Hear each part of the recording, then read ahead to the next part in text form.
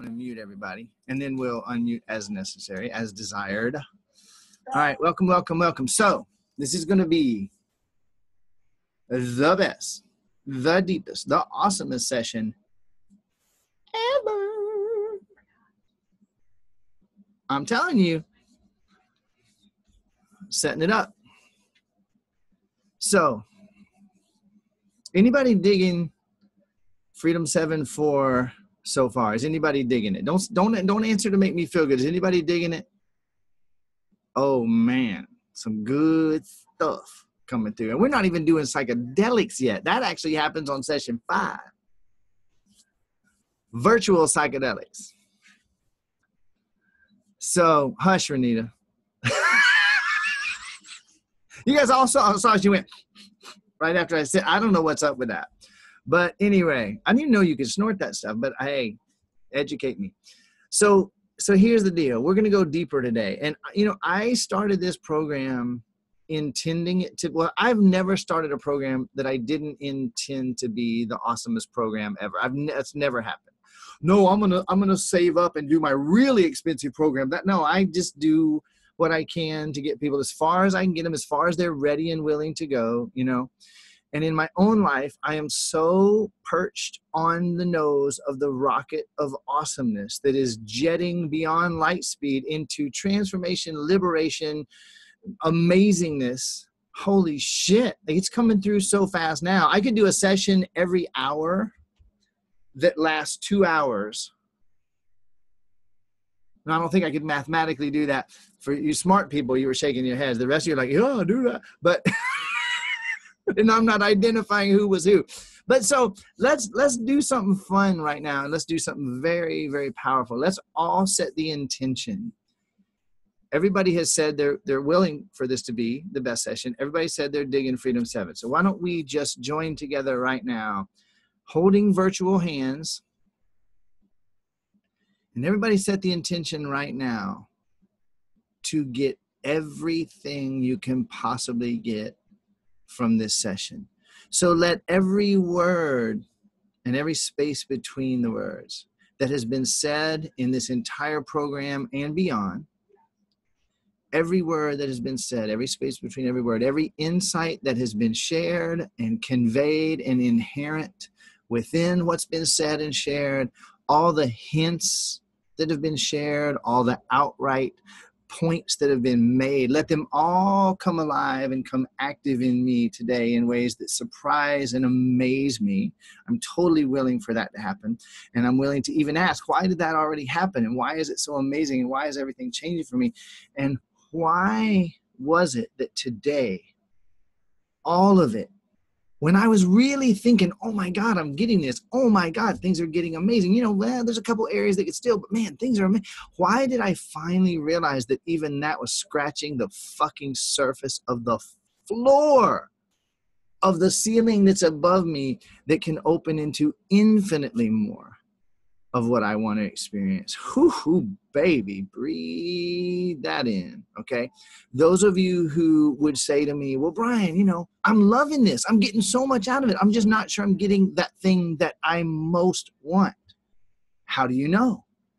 Why was today the day that I was willing to realize, well, shit, maybe I am.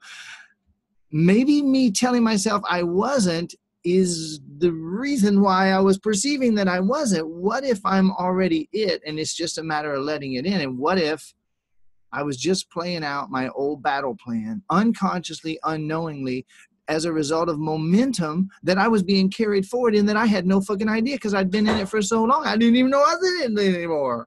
What if that's possible? And what if I let that shit go today? And what if I find that momentum that seemed to be hurtling me towards more hell? What if I realized it was hurtling me through hell on the way to more of what I wanted to experience?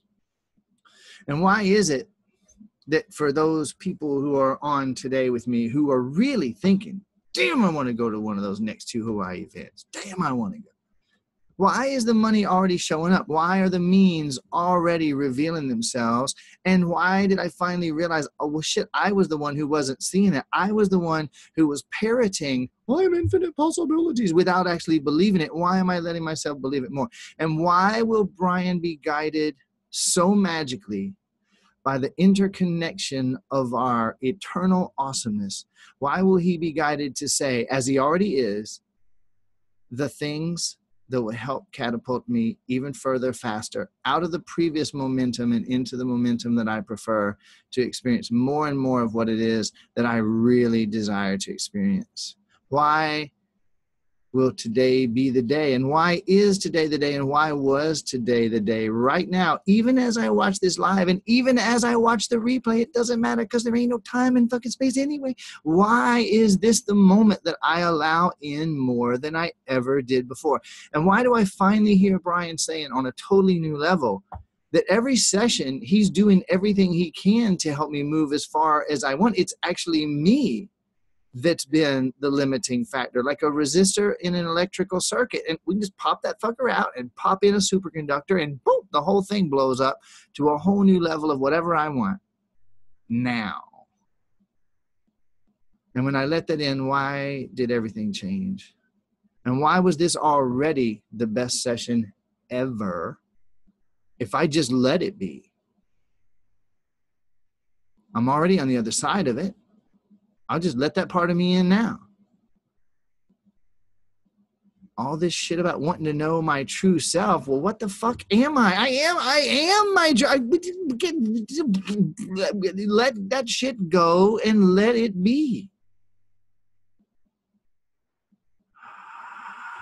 I see some smiles out there, so beautiful to see. So everybody breathe.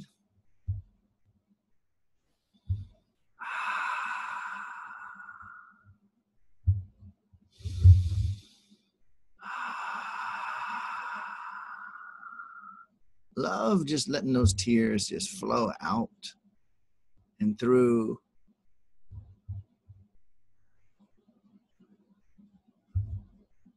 Yeah.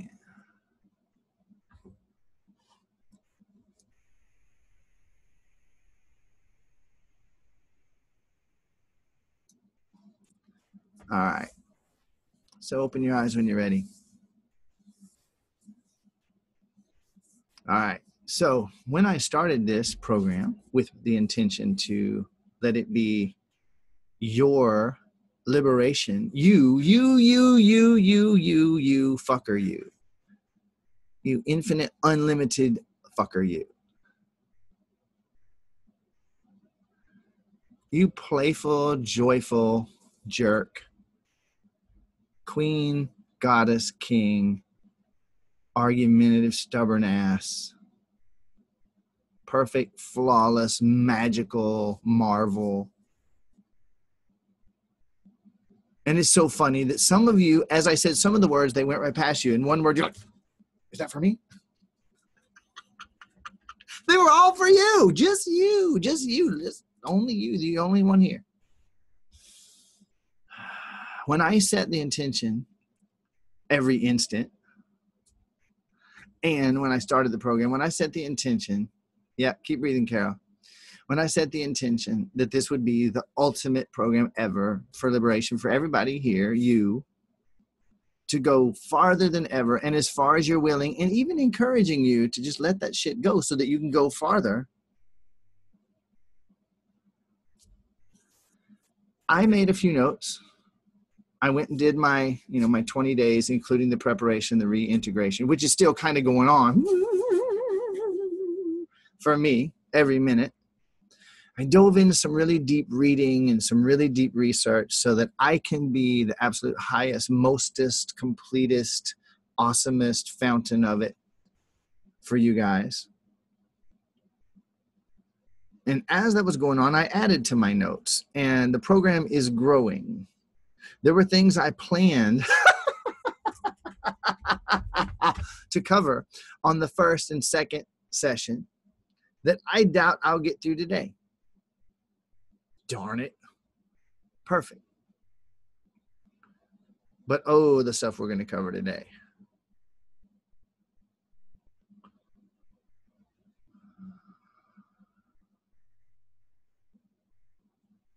And oh, the stuff that is coming through.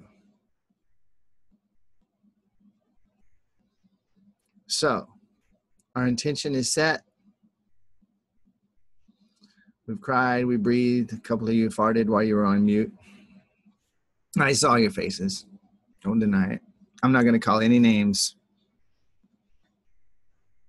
this time.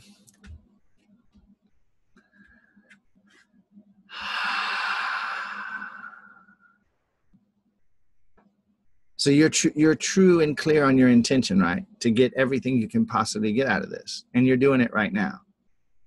The fact that I'm looking at you and you know what you know about me means that I'm in your life.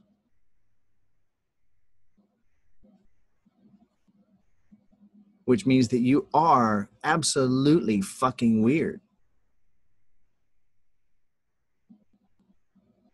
And we all know by now what weird means. Of or having to do with spirit. You're not a meat suit in a machine. That's a total role that you're playing. So what I want to do today is I want to help us all to undo that role. Not so that it ends, not so that it stops, but so that we stop believing it so damn much. And we can have fun. Okay, so Catherine, you know, with the words that I toss around, not that, I mean, children are infinite, unlimited beings. They can hear anything with no damage, but you have, I can't tell visually, you have a headset in, right? You don't? Oh, okay. Oh, okay. Okay. Well, then I'm going to slightly filter just a little tiny bit.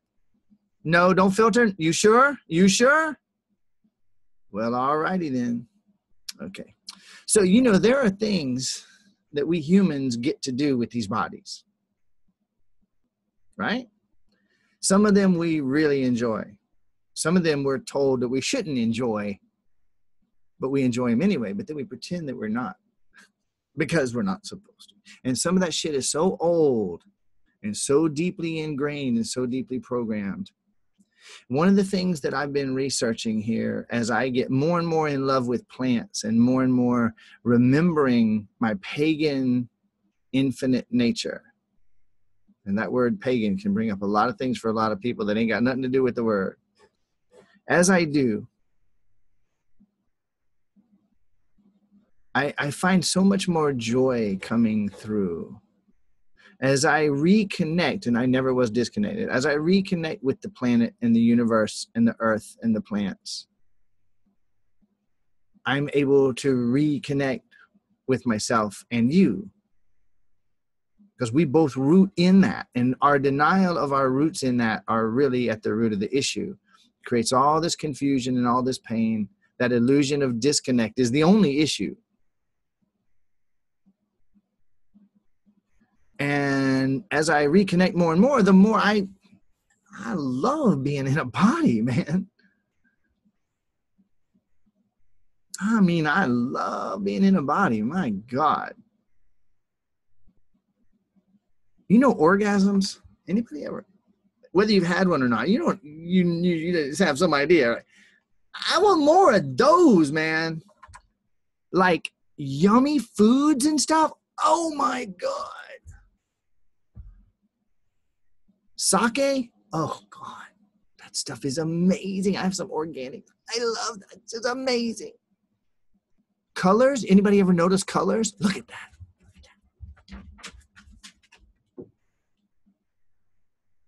Wow. Colors, smells, flavors, orgasms. Did I mention orgasms? Yeah, I think I brought that up. Oh my God, being in a body. And then there's all that stuff that sucks. And everything that sucks is a function of the illusion of disconnection. You could write that down, but it's kind of an awkward, stupid quote. But it's everything that sucks, Brian D. Ridgway. That'll be my next book, not.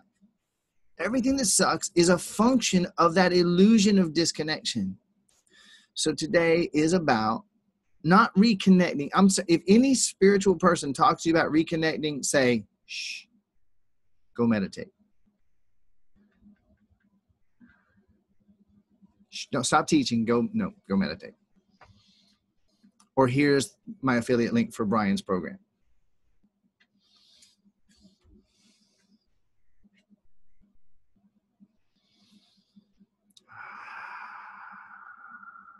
Oh, holy crap. I am just winging it. I got my notes and I'm going to be going one after another. I just got something else to say. So those couple of you who really, really, really, really, really want to be at the event here, this came up twice before the session. And I don't know why. Feel yourself already here in Hawaii. Ask Renita if you can jump on a call with her and ask, what was it really like? What was it? And let her answer a couple of your questions. She loves you. She'll take a few minutes with you. And I just volunteered her without even asking her, which is so cool. I know she loves me. And if you haven't seen the video that I put on Facebook of the walkthrough of the space, watch that and feel yourself sitting on one of those cushions and really feel it and watch the money just show up for you. And some of you guys, a couple people actually have the money and are going, well, I could use it for something else. I don't know if, and a couple of you guys are like, it's going to take a little bit more for me to make that trip. Okay. I get it. Feel yourself here. Feel yourself after the event. Let yourself feel that. How do I feel after that event? And let those feelings cause the money to literally fall in your lap. And the reason I'm saying that is I'm going through the applications, and frankly, I would prefer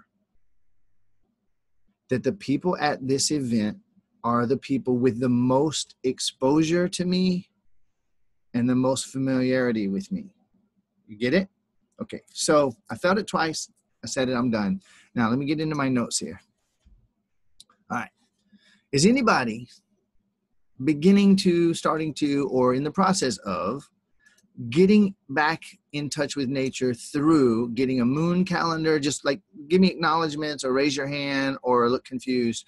Anybody getting a moon calendar? Anybody putting their feet on the dirt? Anybody touching a plant, looking at plants, hugging a tree? Okay.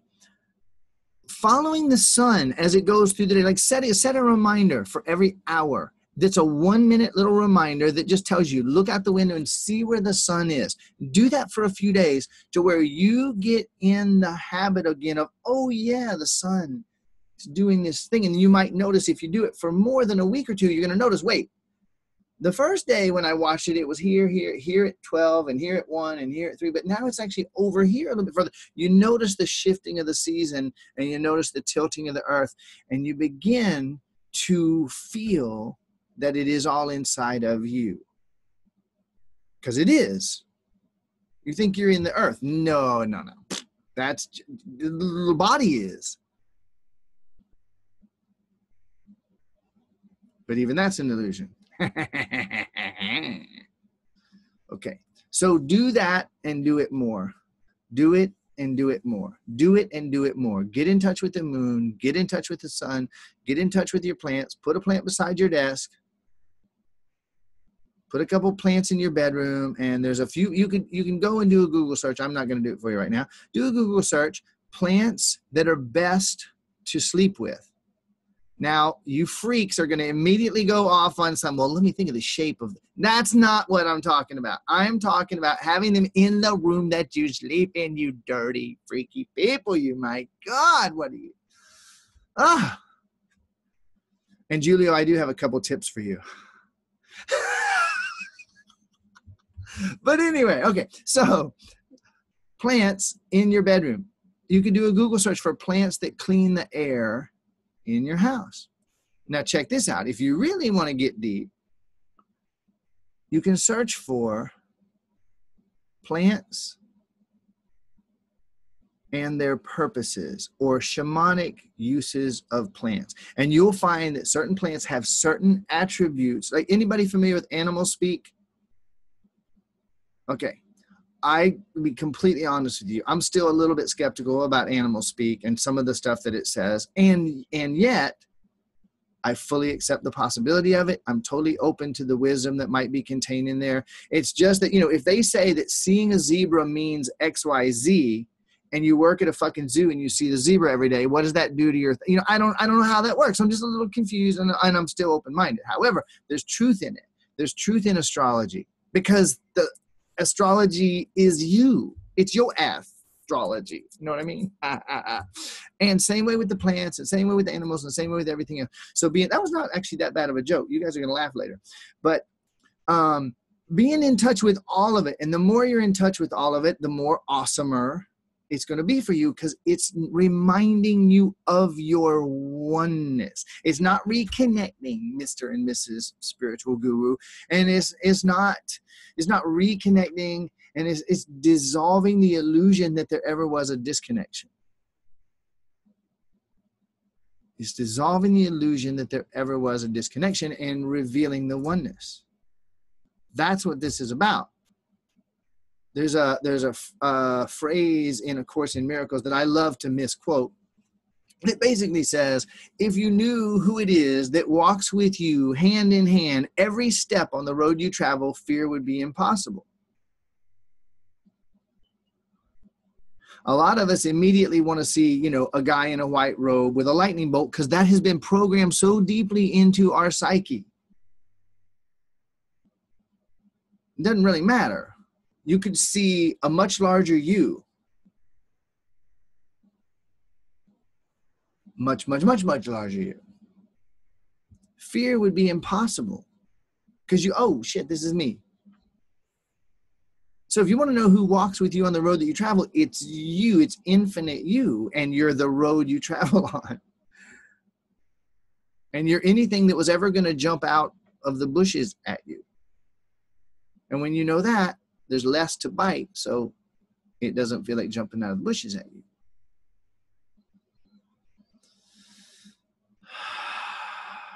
All right. Next.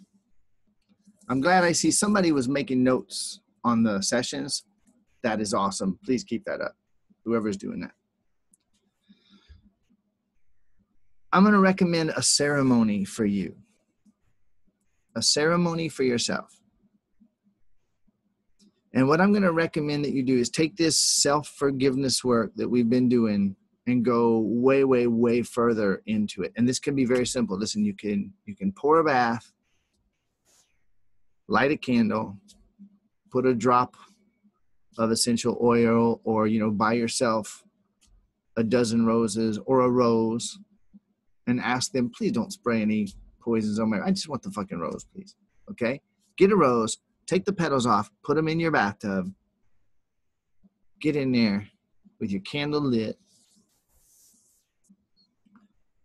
and basically look back at 2 or 3 of the biggest things you ever did wrong, bad, unacceptable, not okay. 2 or 3 of the biggest. I mean, the ones that you still maybe haven't really, or maybe one that you think you've forgiven yourself for, doesn't matter. Clean off another layer of this, okay? And the basic point of the ceremony is this.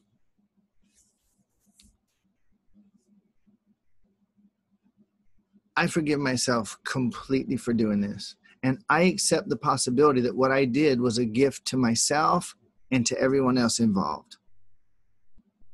And you don't need to write these words down. Let the principle that I'm saying just breathe into you. You can do some of it right now. So a couple of you are.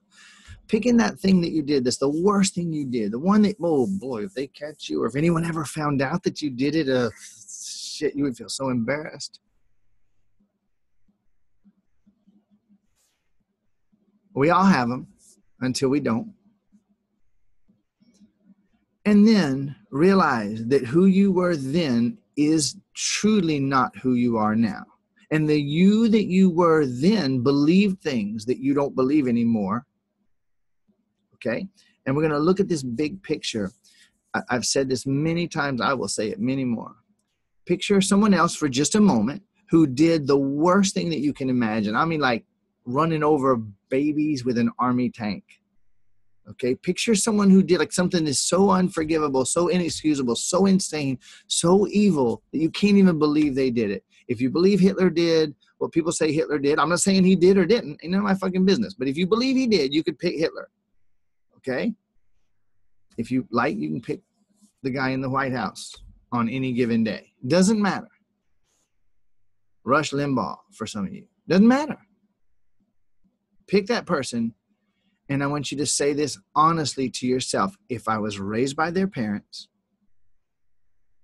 and I learned that this is true, what they learned, this is true. And I believed it in my bones. And I had the painful experiences that they had. And I had the abuses that they had and the criticisms that they had and the being ignored that they had and the learning that I have to manipulate and control and deceive and do these crazy things to be seen, to be accepted. Forget about being loved, just to be seen and accepted and approved, to be safe, to make it through another fucking day. If I learned what they learned and I felt what they felt and I found myself in that exact same situation they found themselves in, I would have done what they did.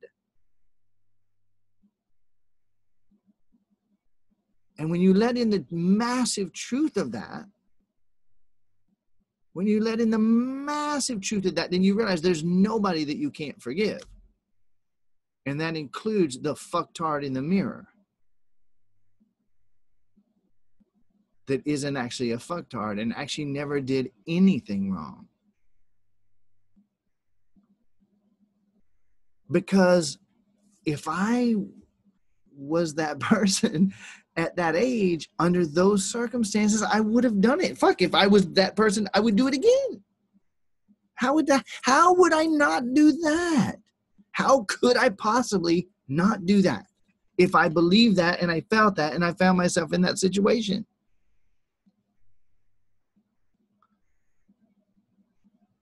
Yes, I was completely confused, completely deluded, and I tried to fuck a turtle. I did. Yes, I did. I did. Yes, I tried to rob a bank. Yes, I stole from my mom's pocketbook. Yes, the craziest shit that you can imagine. Guess what? Not only has it been done, you're the one who fucking did it. Yes, you did. Yes, you did. Yes, you did. Yes, you did. And what if that's okay? What if we could have responsibility without blame and without fault?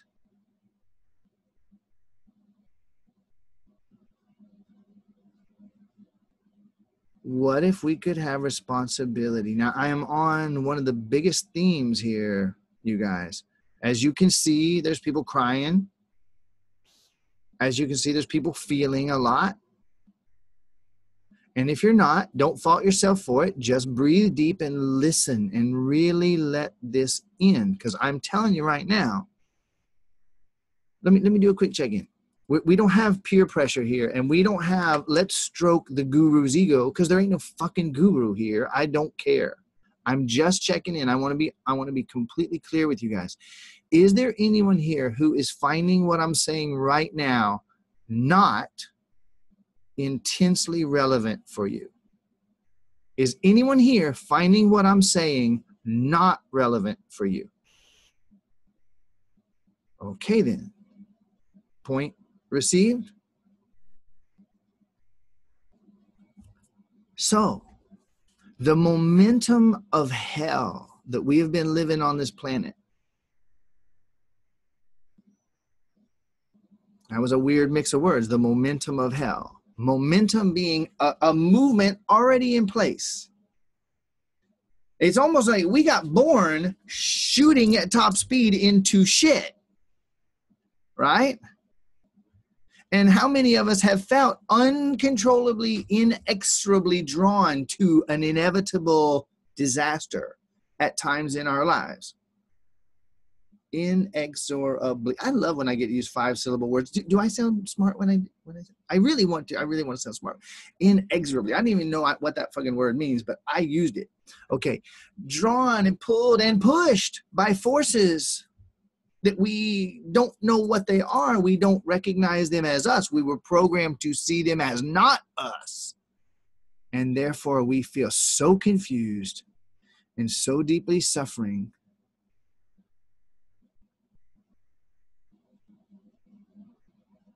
Anybody with me right now?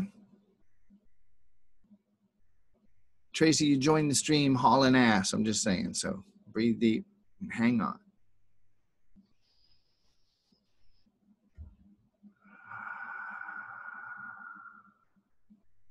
Momentum. Now, I'm on a theme here, and I'm going to stay on it. So if I appear to you that I got off track, just keep breathing and say, I wonder how this ties in. I'm willing to find out how this ties in. I'm willing to let the part of me that's actually already there help me. Okay? So has anybody ever heard of a flywheel? Anybody ever heard of a flywheel? Nobody? Couple people? I figure Rich had. Okay.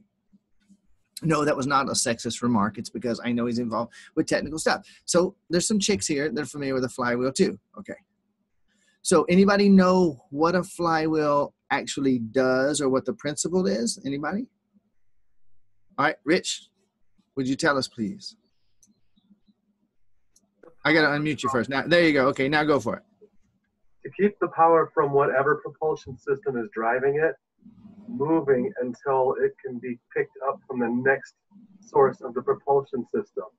So it keeps the whole engine running or the whole power source running. Beautiful. Okay, so check this out. Most knobs that we ever turn, like there's resistance. Well, there's always resistance of some kind. So we turn the knob and it stops. But on some equipment, especially like really high end, this is precision stuff here. It's kind of a precision concept. Stay with me now. Some equipment you'll find that when you turn, like it's a bigger, heavier knob, and when you turn it, you let go, it's still turning for a little. It's like, whoa, there's less resistance there, and it has a weight system that makes, once you get it started, it continues, although it'll eventually stop unless you have a perpetual motion machine, which is another concept for ultra precision, conversations. People have been working on that for years, and there are a few, and there are people who sell oil and shit who don't like that at all. But anyway, different topic. A flywheel is something that you get it started and it has a mechanism within it to keep that power going. And in many cases, as Rich said, it actually conveys that power to the next piece of the puzzle. Okay? Get that. Now, you're going downhill and you turn your car off, but you keep it in neutral. You turn your car off. You're going downhill. The car keeps going, even though the engine is no longer pushing. That's similar. That's momentum, right? Momentum. And for those who know anything about physics, which would not be me, there is a law of physics that has something to do with something like an object in motion tends to stay in motion until acted on by some regulatory agency or something like that. It's something like that. I don't really know, but you get the point. Okay. Have you ever felt like you had momentum carrying you into more fucking shit? Anybody ever felt that? Like, how do I stop? I don't, that's bad. And how do I stop it? Okay. What would it be like to find yourself feeling that about awesomeness? Momentum carrying you into more. Oh, what would that be like? Give me some of that. Okay. So it's a big part of what today is about. Getting in tune with the stars and the planets and the moon and your poop. And it doesn't mean you have to play in it. I'm just saying, being aware. What did I put in my mouth and what came out? How much later was it? Do an experiment. Do an experiment. Say, okay, I ate at X o'clock. And what time did I poop? Okay. Little things that bring you back in touch with your body cycles. When did my menstrual cycle start? My period or whatever, however you word it, your moon. And when did it end? And let me look at that over the last 6 months. Let me look at that over the last year. Oh, interesting. I'm noticing curves and lines that I never noticed before. Noticing the moon cycles and actually going out in the evening and looking at the same time every evening to let that start to come back into presence again. Boys and girls, this is so much more important than I can convey to you. You have to do it to actually get it.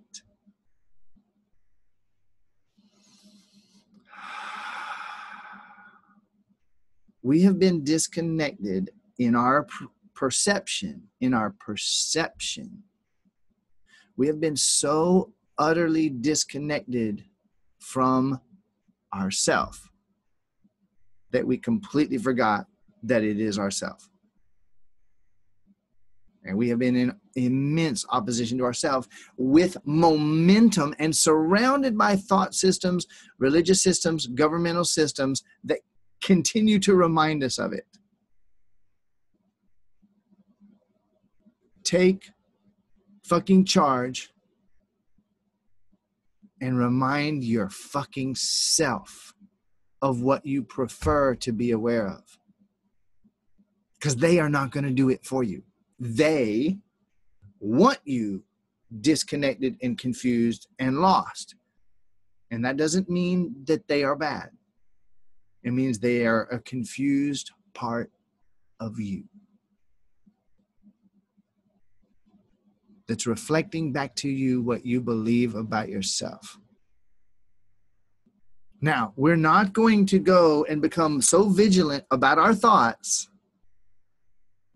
Let me figure out how to stop doing it. No, you just are in the machine that's perpetuating it the minute you do that. No, you must disconnect from the illusion of disconnection.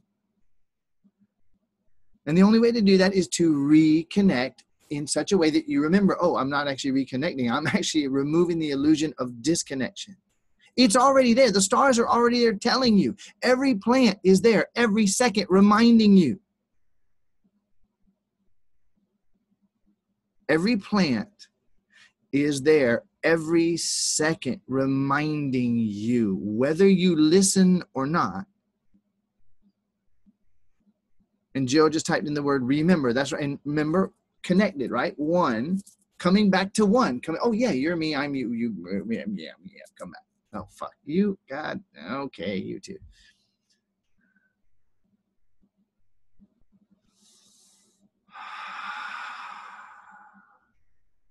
Let's honor for a moment and acknowledge the flywheels in place carrying us into more shit. The inevitable ecological, environmental, endless disaster, etc., that we believe in and that we appear to be catapulting towards. I mean, have you ever looked at how many tons of plastic are in the ocean? You seen that island out there? It's like miles and miles of, and the dead. Oh, it's terrifying. No, it's not. You're looking at it in a way that is not serving you. Look at it and say, wow, thank you for the reminder. Where's the moon right now? She's been going a long time. Ooh, look how far off those stars are. Boy, those are inside of me. And breathe deep enough and be calm enough to let these things dawn again for you. I dare say to some of you, turn your motherfucking television off.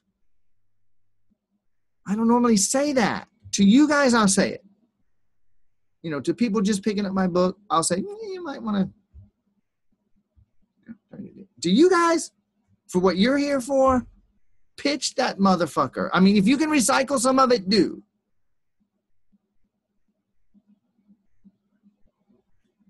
What if if I wanted to wake up, just saying, if I wanted to wake up from the illusion, and I recognized that there was momentum in the radio too, a fucking minute. If I wanted to wake up and I realized that there was momentum carrying me, there were flywheels in the machine continuing to carry me to more of what I don't want. Anybody accept the probability or the definiteness that in our experience as physical beings, believing that we're separate, that there are in effect flywheels right this very minute carrying us with huge force and momentum into shit we don't want? Anybody? You either accept the possibility or you damn well know what's happening. Anybody? Okay, that's almost everybody.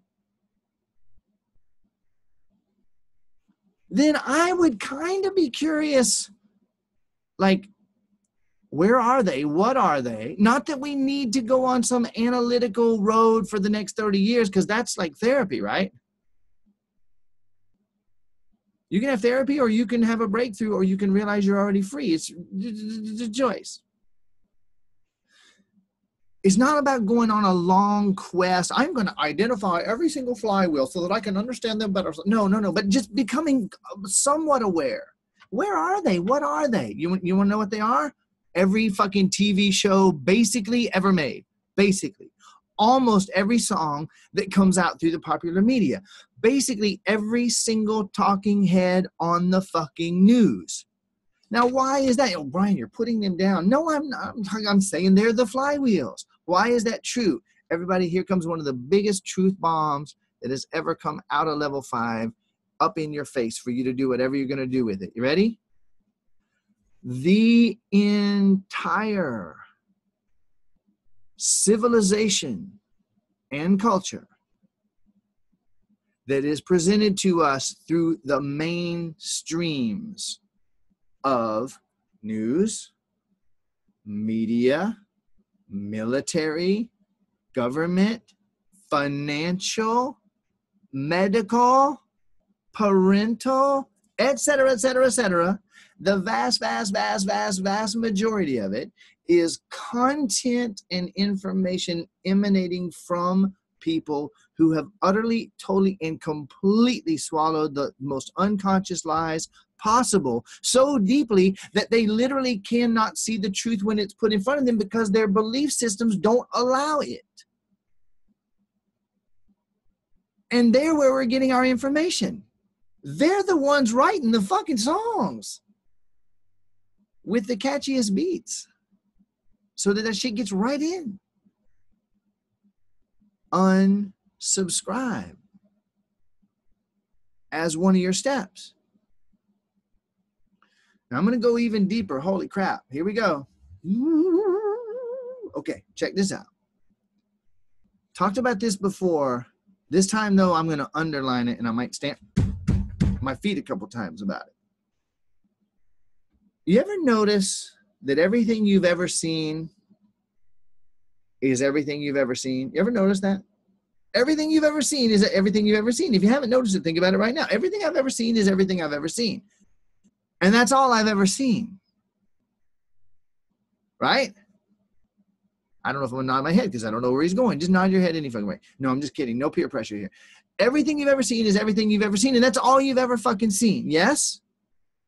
All right. We know that there's more here than the seen.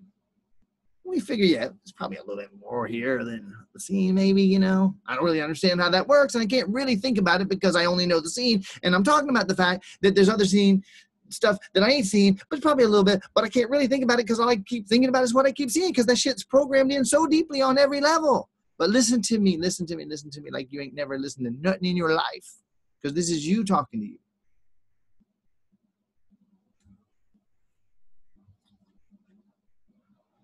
The visible light band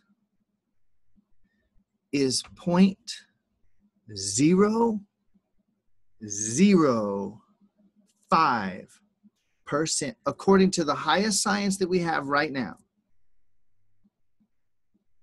0.005% of the light spectrum available to us. I know those of you who are mathematical geniuses, you just figured out the whole universe. Math morons like me, I gotta go a little slower. So wait a minute. What? So 1% of all the light spectrum available, 1% would mean, who's with me? Who's open? Who's curious? Is that the key? No? Okay. If the visible light spectrum was 1% of all of the electromagnetic spectrum, that means that we would be missing 99% of everything. And we would be seeing 1%.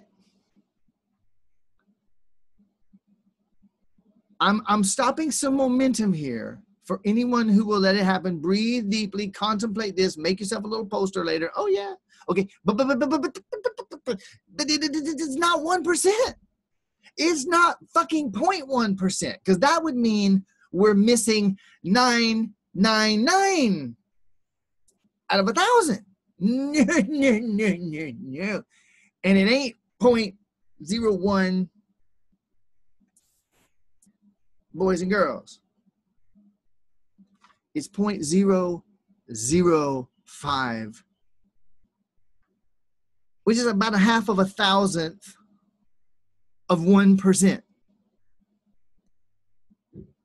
We see and experience such a microscopic fraction of what is available and here on multiple fucking dimensions that we don't have a clue about not having a motherfucking clue about what we don't have a damn clue about.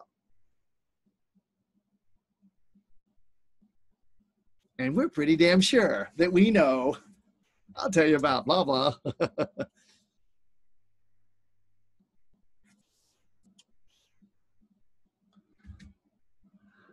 That's why I ain't telling you about nothing except for the fact that we don't know nothing.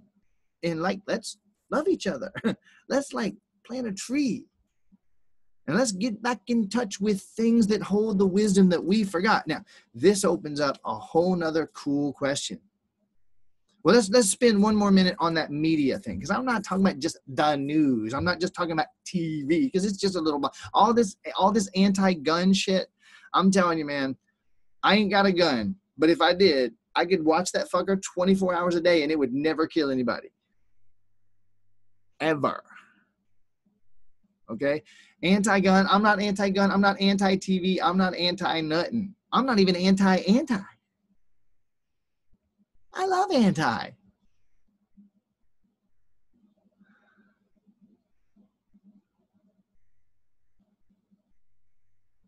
I'm saying, you want to wake the fuck up? Wake the fuck up. Turn off anything that's been helping you stay asleep. And understand, become aware for 1 minute and see what happens. Basically, everybody that's in a position of giving advice is totally programmed with the lie of separation and physicality. They're completely, utterly oblivious to the fact that they're only seeing and experiencing 0.005% of what is available.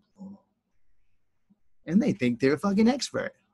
Why? Because they've got not one set of 3 letters after the name, but they got 3 sets of 3 letters after their name. They fucking know something. They don't know it. They know less because they believe the shit that they were taught. And they can't see anything.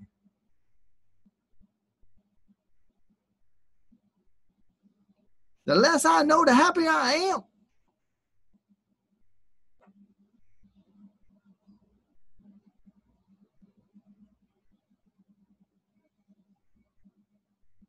To put it in very high, lofty, spiritual, and technical terms, unfucking plug. UFP, that's my new thing. Unfucking plug. Or if you like, unsubscribe. You don't like the F word, just unsubscribe. If you do like that word, you say unfucking subscribe, just to have your own, yeah, exactly, okay? Now, this leads to language. What is the tool they give us to communicate with? Language. Well, I'm far superior because I'm fluent in 4 languages and I can speak a little bit of 3 others. You're still fucked. You're just more fluently fucked. You have a little more realm in which to be fucked. You can get fucked in other ways that other people can't quite fully experience. I'm not kidding. I'm being playful, and I'm not kidding. Language means nothing. Now, check this out. Has anybody ever seen how some people get upset about the F word? It's part of why I use it so much. Part of why. Not the only reason. I do because I'm an uncouth fuckwad. By choice. And some of you are like, dude, you don't have to say it that much, Brian. There it is. There it is. If I can bring that feeling up for you, let it be. Breathe through it. Language is, in truth, squiggles and curves and lines and dots visually. None of the squiggles or lines ever meant anything. We just agreed. People are like, okay, how are we going to say this? And maybe perhaps some people thought, how can we say this in such a way that gets people totally stuck? How can we formulate a language that will create a shell around someone's mind so that they can't think their way out of it? That's been done. It's being done. But we don't have to worry about it because we're the one doing it. All we got to do is stop the momentum, touch a star, touch the earth, touch your butt, breathe deep, masturbate consciously, feeling every sensation and telling yourself, this is wonderful. I'm feeling the energies of my body. This is not what they said it was. I'm finding out what I am here. Masturbate someone else if you prefer. It doesn't matter. With your eyes open, with presence, with awareness. What does this feel like? What does this feel? How do I feel when I think this? So if language means nothing, if it scribbles in lines and curves, and if all the words that were ever assembled out of all the lines and curves and squiggles and sounds, you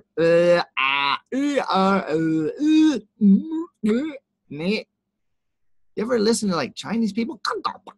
How do they pop it? Fucking Italians, let's don't even talk. Oh shit, Julio's on, sorry. You know, the sounds, right? Have you ever noticed different people in different countries? Some of them have really trippy sounds that we can't even make with our mouths. They learned how to make those sounds when they were little, and they believe that shit means fish.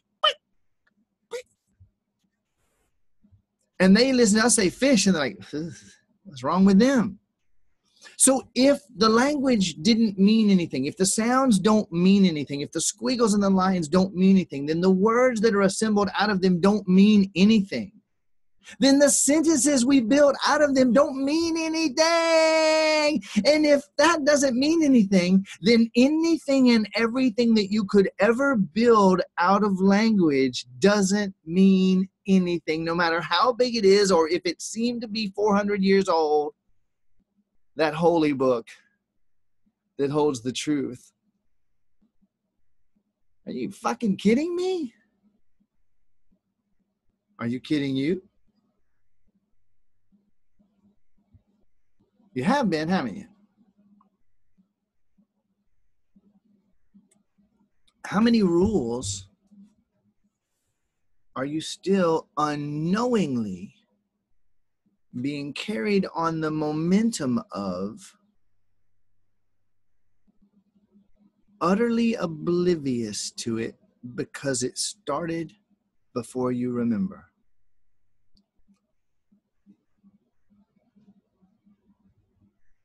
I start talking about running over living babies with army tanks and something. How can you even say that?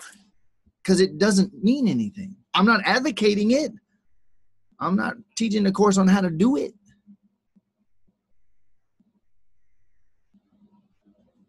Why did he say sex with a turtle? I felt so weird when he said that. What? Some of you did. You can pretend not to. I say fuck more than 42 times in one session. A couple of you are like, it's starting to bother me a little bit.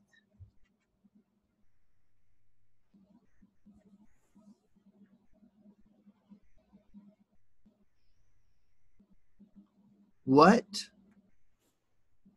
bothers me?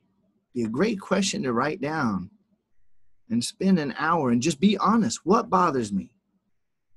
What do I get upset about?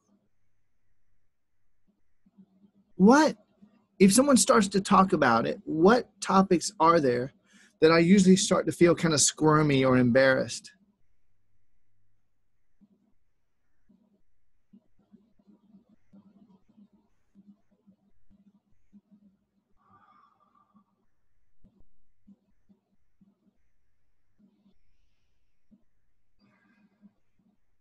What flywheels of thought, guilt, shame, embarrassment, not okayness,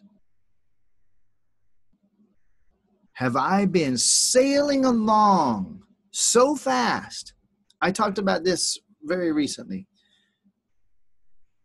Picture, okay, so I would just use Audion, my little guy who, as I speak right now, is 6, about to turn 7.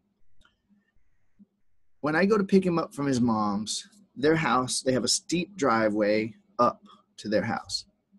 And that little fucker just insists on running down to my truck at top speed. You ever seen a kid run downhill fast on concrete? And have you ever kind of cringed, like, because sliding on the face with momentum on concrete, ow, I don't want to focus on it, but I'm just like, dude, could you like run up, okay? And whenever you're on grass, if you want to run downhill, just like, dude, please don't do that. And I don't want to limit him. I just don't want to take him to the hospital to have his face glued back on. We have been not just like running downhill, but basically we got so much momentum going downhill on some of these topics that we don't even know it. We don't know how to stop. We just feel anxiety and we don't know why.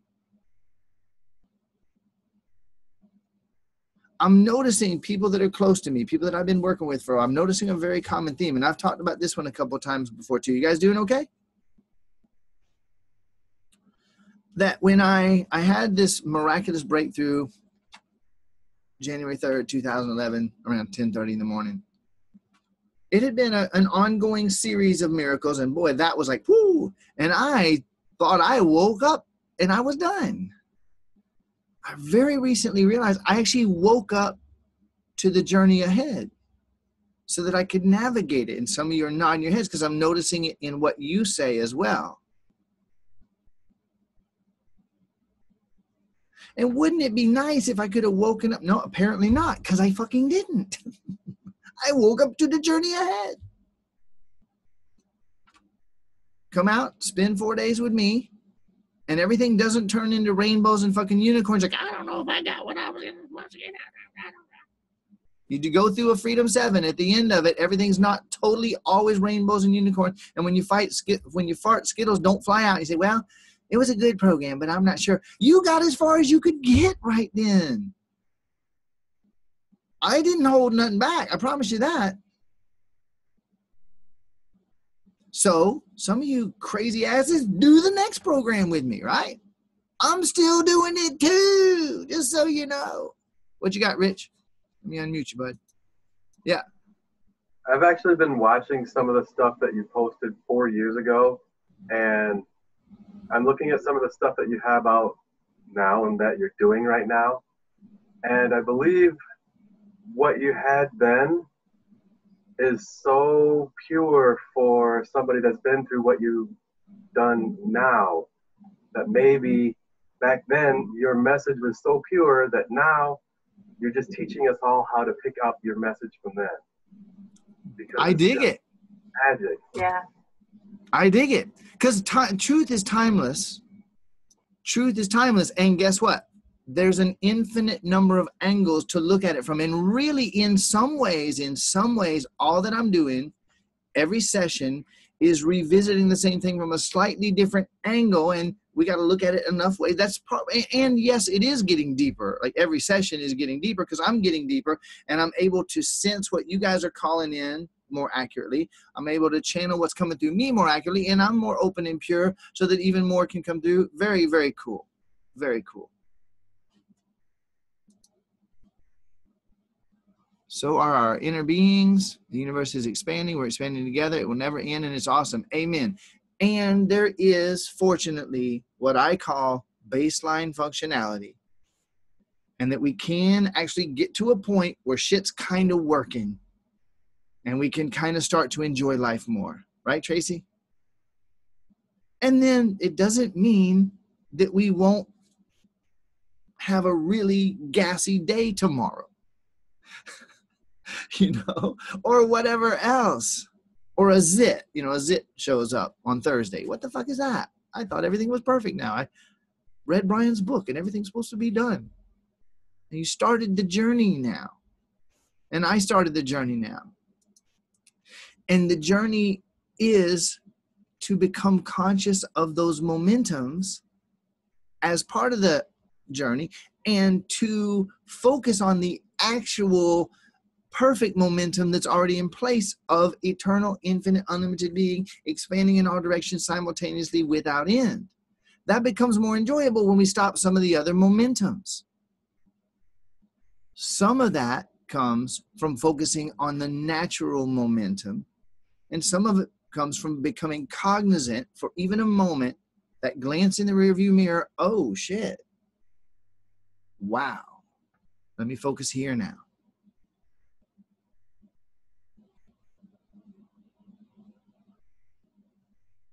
Now, capping off previous topic. If language means nothing, scribbles, lines, curves, and sounds,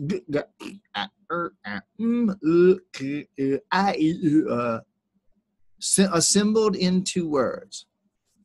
If it means nothing, then no matter what you build on it, has no meaning either. However, you believe it does, don't you? Let's be honest. And sometimes so do I. You believe that it has meaning so much that when I ask you if you believe it has meaning, you go, I don't know. The momentum's going so far, so fast. I don't even know. I've never really stopped that one to even look. If Adian was running down the driveway at top speed and he tripped, the odds of him being able to stop in the air is low. I would love to see that happen. Now, I would help. Use the force, Adian. You know, the odds are he's probably going to hit the ground, and I'm just going to be like, cushion.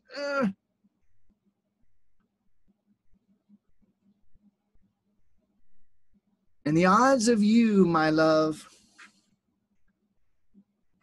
stopping all of your momentum today,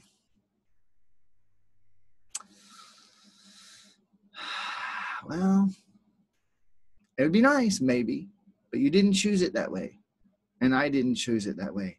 So what I would say is, in any area where we are in a headlong flight towards a facial impact with asphalt, the least we could do is slow that shit down a little bit, become aware, put on better shoes, work on our balance during our off hours or our on hours, and choose, is this what I really want to be doing? Becoming cognizant, becoming conscious, becoming aware again.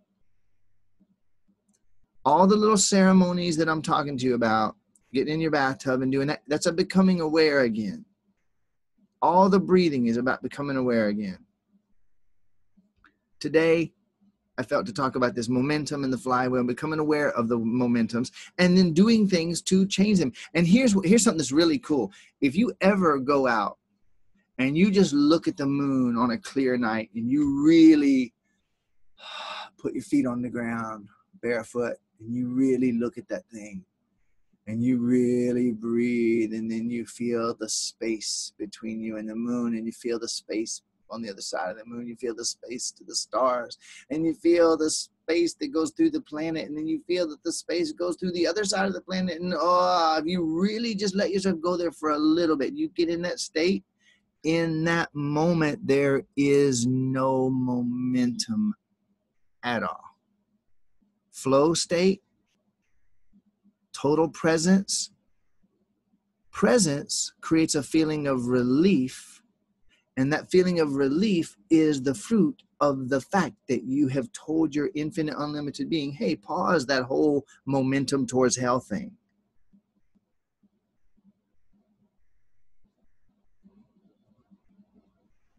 You might say that cultivating the experience of relief is one of the most fruitful things we can engage in. Breathing, hugging a tree, touching a plant, looking at a plant really closely. Wow. What the fuck? And let it remind you. Now, I'm going to go way, way, way, way, way off here for a minute, which is actually way on, and I totally didn't know I was going here. And I'm just going to, whenever I stop, that's when I'm going to stop. And whatever I don't cover, we'll have another session, right?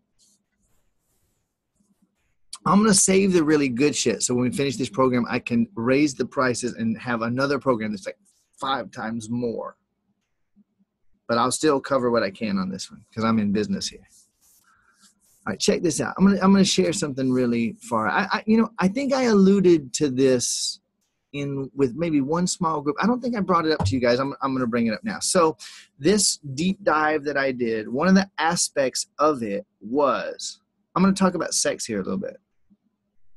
And this is actually way beyond sex too. If anybody's gonna be offended, go ahead and get offended now, and you can enjoy it more when I get to the part that you want to be offended about. Okay, so check this out. Personally, first of all, I really like sex. If that hasn't been clear from all the times that I've ever referred, I just love it. Wow. You know? And I have a partner in my life, and fortunately, we both really like it. And so we do it a lot. Pretty much every opportunity. Pretty much. In fact, I'll be back in a couple hours. And you know, like making it as amazing as it can be, right? I mean, I don't know about you, but like, I don't think, you know what would really be great right now? Be a cup of tea. I'm going to go pee in a cup, in a dirty cup, and then I'm going to put a tea bag. No, I'm like, I want to make it yummy. You know what I mean? I want the water temperature and right mix, maybe a speck of stevia, or a little coconut sugar if I really, I'm going to make the yummiest tea. If I'm going to have an orgasm, I don't, honey, listen, could you not, let's don't get too excited this time. Can we just kind of tone it down and be done with it? That ain't how I do it. I don't know about you guys.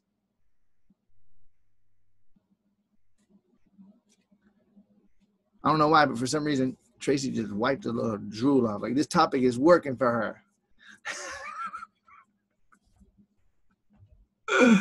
Are you guys with me? Like, could we make it wonderful? I'm going to go on vacation and I'm not going to pack anything. I'm just going to put sand in my suitcase so that when I get there, I don't have anything I need. I open it, sand all over. No. What'll be fun for me to take to this place, right?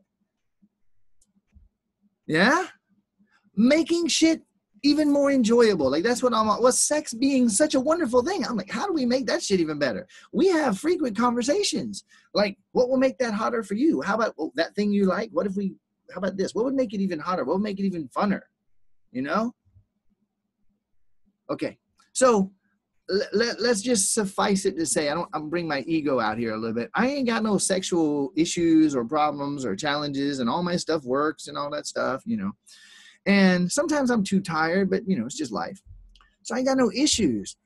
However, and things can always be awesomer, And I've never used any, I'm not knocking anybody who does, but I ain't never used the blue pills or any of those other pills or anything. My plumbing all works and all that stuff. And I also know, so we have physical bodies seemingly, and we have these chakras, which are like doorways between stuff. And so the people that I did this experience with are extremely into plants and plant medicines and being conscious of the plants. I've alluded to this a little bit, right? And one of the things that these shamans that are involved with the event that I went to, one of the things they did was they cultivated some teas from local plants here in Hawaii, and one of them was a mango tea. Now, before you get, love some mangoes. No, this was bark and limbs and leaves. And it tasted like burnt dirt on a dog's butt, okay? It was not, taste-wise, that shit was not enjoyable, okay? And so as we each went and met with the shamans to do our, consultation to start out, they talked about, so what's going on in your life? And now there's something I'm going deep here, and I'm going to invest a little bit of time in this, and I will let your mind make the connections. Breathe and be open. I trust this will be beneficial for you no matter what. It's just a matter of your openness to let it in and wonder, how does that apply to me and what might help me, et cetera, et cetera, et cetera. So knowing that these people that I was working with are beyond world-class, multi-planetary experts on plants and how plants help, things that plants can do in the body, okay? Multi-dimensional things that plants can do in the body. not just physical, emotional, mental, and stuff that we ain't got words for. And so I knew that I wanted to cultivate more like power and balance in my life. And I want to express myself more completely and fully in the world and universe and really expand out and touch the millions of people that I'm here to touch. And so that was one of the things I shared. And so when they told me the plant medicines that they were going to prepare for my dieta, which is the stuff that we consume, and then we went into our days of silence and isolation and all that stuff, they brought to me 3 times a day, among other things, that mango tea. And I dreaded it and I trusted it. Imagine a brew about, like, just think about the strongest tea you've ever made. You ever made green tea and let it steep too long? Okay. Imagine that. Now make it about 100 times stronger and add some burnt dirt. You'll be getting an idea of what I mean, it's so dense and so concentrated. And I said, okay, so tell me, what is this one for?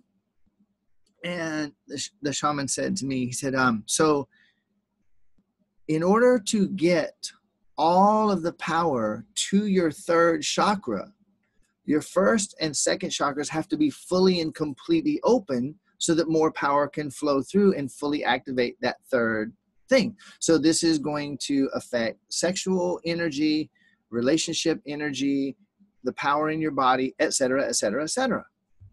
And being that we had done 7 days of extreme clean dieting and cleansing prior to the event, our bodies were primed, our minds, our emotions, quiet, primed for this intense experience.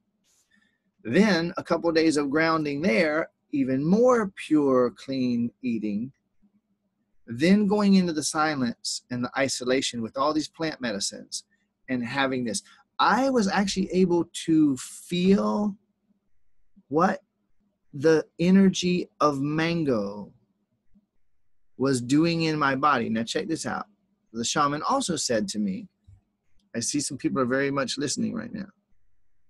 The shaman also said to me, the spirit of mango teaches you. And when I heard those words, I remember, because I remember ayahuasca teaching.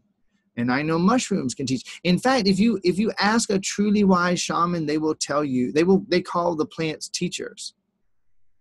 They teach us what they know, and each plant has its set of things. You know, a mushroom's a little different than like a rose, which is a little different than like an oak tree, which is a little different than like the root of a carrot. You know, they're very fucking different. They have hugely different attributes and aspects to them, and they convey those aspects to us if we're open to receive them. And so he said, the mango wood is ultra, it's like hard, man. It is like dense, solid, ultra hard wood. Like you can break other woods with mango wood. It also has super strong and stable roots. And so it conveys those things to you. Okay. Well, the 3rd or 4th night on the medicine, we were doing other plant medicines. And I said, mango, I'm ready to receive your wisdom. I know you're working in my body. I can feel you working. And I'm sensitive and quiet enough to hear the whispers of you working inside of me. And I am opening myself even more, setting my intention. Show me what you're doing. Help me to consciously and more in my actual awareness receive what you're doing, similarly to how I'm receiving it in my body, etc. And I felt like my nuts turned into steel balls. And I felt muscles in my stomach and in my thighs like go like roots going through my stomach, my groin, my genitals, my thigh muscles. It was such a trip. And as I noticed that, I actually felt my legs root into the ground, not I'm still able to walk around and I'm not attached, but energetically, I went back into the ground. I reconnected. I became one again in that way that I'm talking about. We're all rooted. We're all part of the planet and part of the star system and part of the galaxy. And ever since then, my dick gets so hard, it's scary. Okay?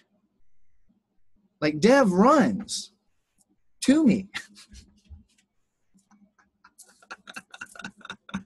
Like it is mind-boggling. I kid you not. Like I didn't have no problems before. But damn. Okay? Now, our sex completely elevated from the whole thing. And it was already amazing. One plant welcomed and received with conscious invitation, show me what you got. I'm open and willing to listen and learn. Now I could tell you way more than that, because there's way more than that. That one, and some of it would be very trippy. But that's enough for you to, like some of you guys are having like facial expressions that let me know you're listening.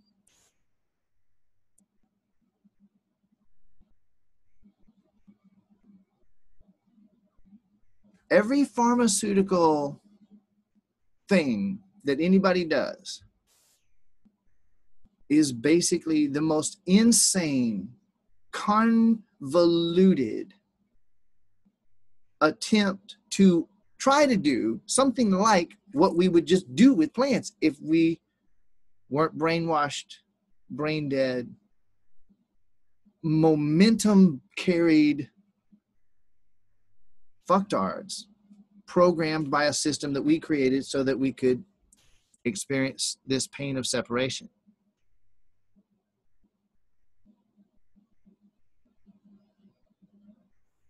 And guess what? I'm going to be doing some 10-day plant focused events in Hawaii.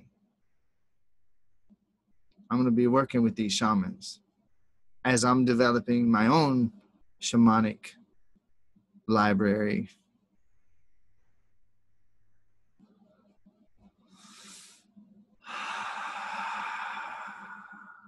If you have a problem in your body, let me tell you, you don't have a problem in your body. You have disconnection in your mind. You can reconnect, reestablish the awareness of oneness. You can do it.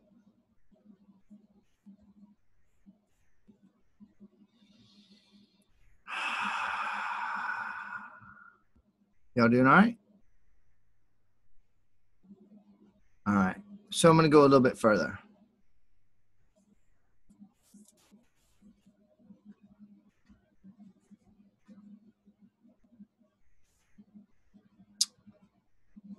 Becoming conscious of what you're saying. Becoming conscious of what you're writing. Becoming conscious of the communications that you just put out can be a very powerful tool in becoming aware of how to communicate the way you actually want to communicate. And I have something personal that's happened in my life right now. And I'm feeling in right now to how I'm going to say this, and I'm going to share. I'm going to be a little more cautious than normal. I don't want to reveal the identity of this person that I'm about to share this about. And I'm also going to turn my air conditioner off. Just one second.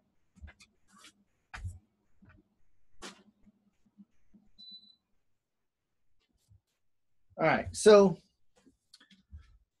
in my life, I get to watch people get offended a fair amount. Off-ended.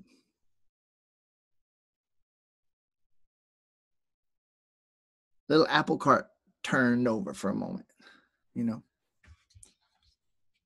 And I choose, when I see someone being a total dickhead, I have this habit of asking, how have I done that same thing? Because, see, I don't believe that fault exists or flaws exist, or that punishment is a necessary part of responsibility. So if I just take responsibility for everything, and I get to really watch how few people take any responsibility for anything, it's very entertaining for me.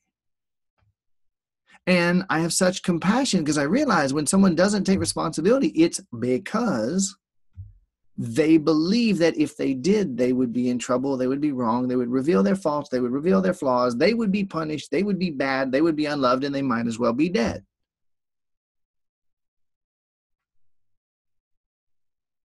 And so someone in my life I'm fairly close to, in a work environment, in a friendship environment,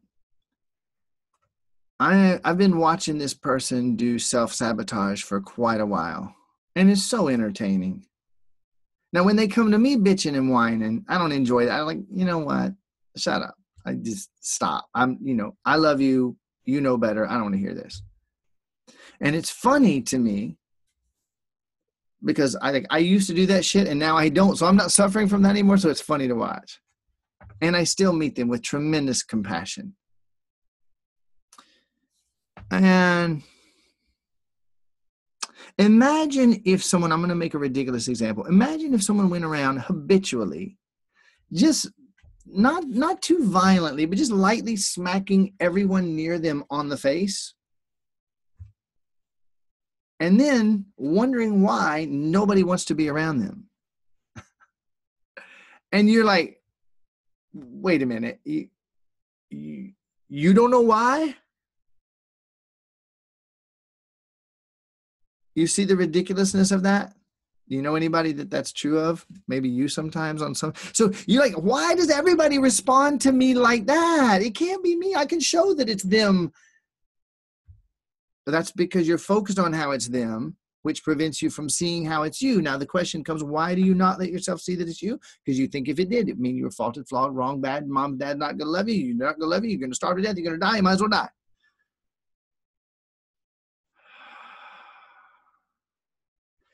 And that is something I've really been cultivating.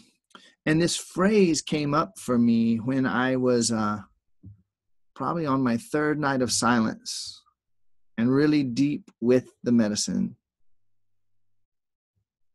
This phrase came up for me, and I later wrote it down that night when I got back to my journal. You are not in trouble. I've been alluding to that in this program. You're not in trouble. You're not in trouble. Those words don't mean anything. They never did. So therefore, the ideas can't mean anything. And therefore, nothing you do means anything. And the fact that everybody's responding to you like you have the fucking plague doesn't actually mean anything. And if you're avoiding the pain of what it means, you'll avoid and not see what it is plainly indicating to you. If you would look at it as, what is this indicating to me, rather than what does this mean about me?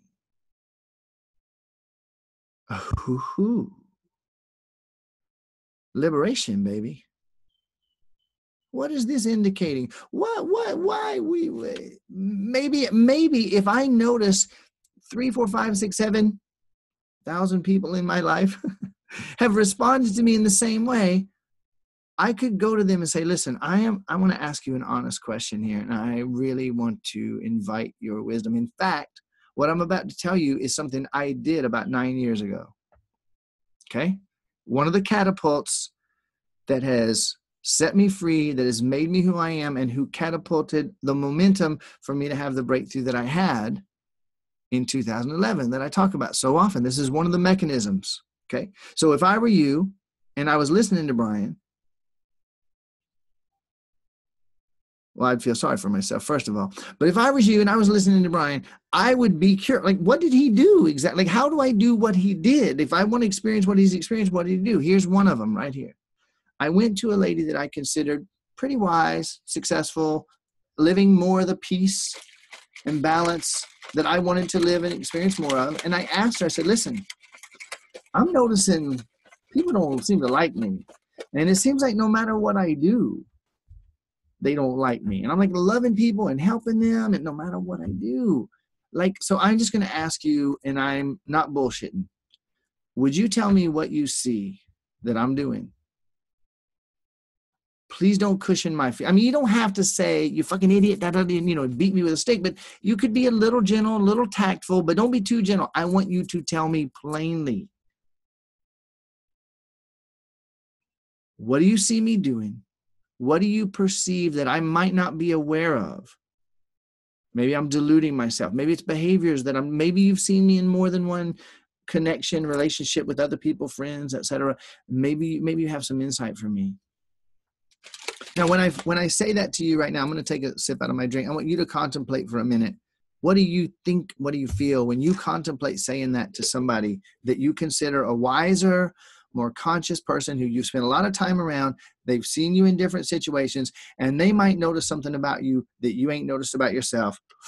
Maybe you're not liking the way you're being responded to by the opposite sex. Maybe you're not liking, the way every squirrel you approach runs.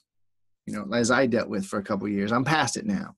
But maybe there's something that's happening in your daily life, your relationship, your intimate relationships, in your business interactions.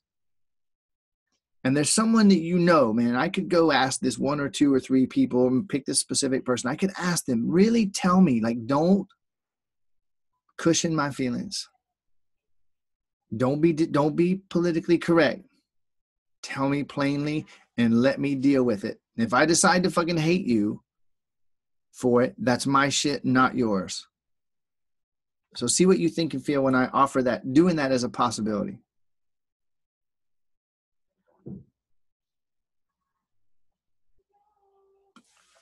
Because I did it. One of the best things I ever did. Momentum stopper. She said, well, you fucking idiot. Just kidding. She said, well, Brian, I'll tell you what I have noticed. I've noticed the way you suck the lid of that Purium shaker is so irritating to me.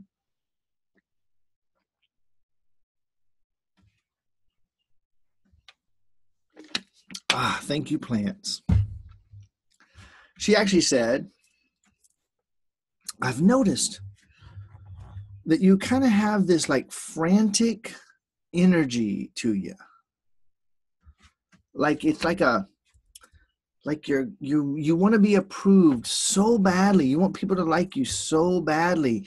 And you're there's this frantic, nervous, clutching thing going on. And I've noticed watching with other people, and I've felt it sometimes when you talk to me. It's you don't feel safe. You don't feel okay.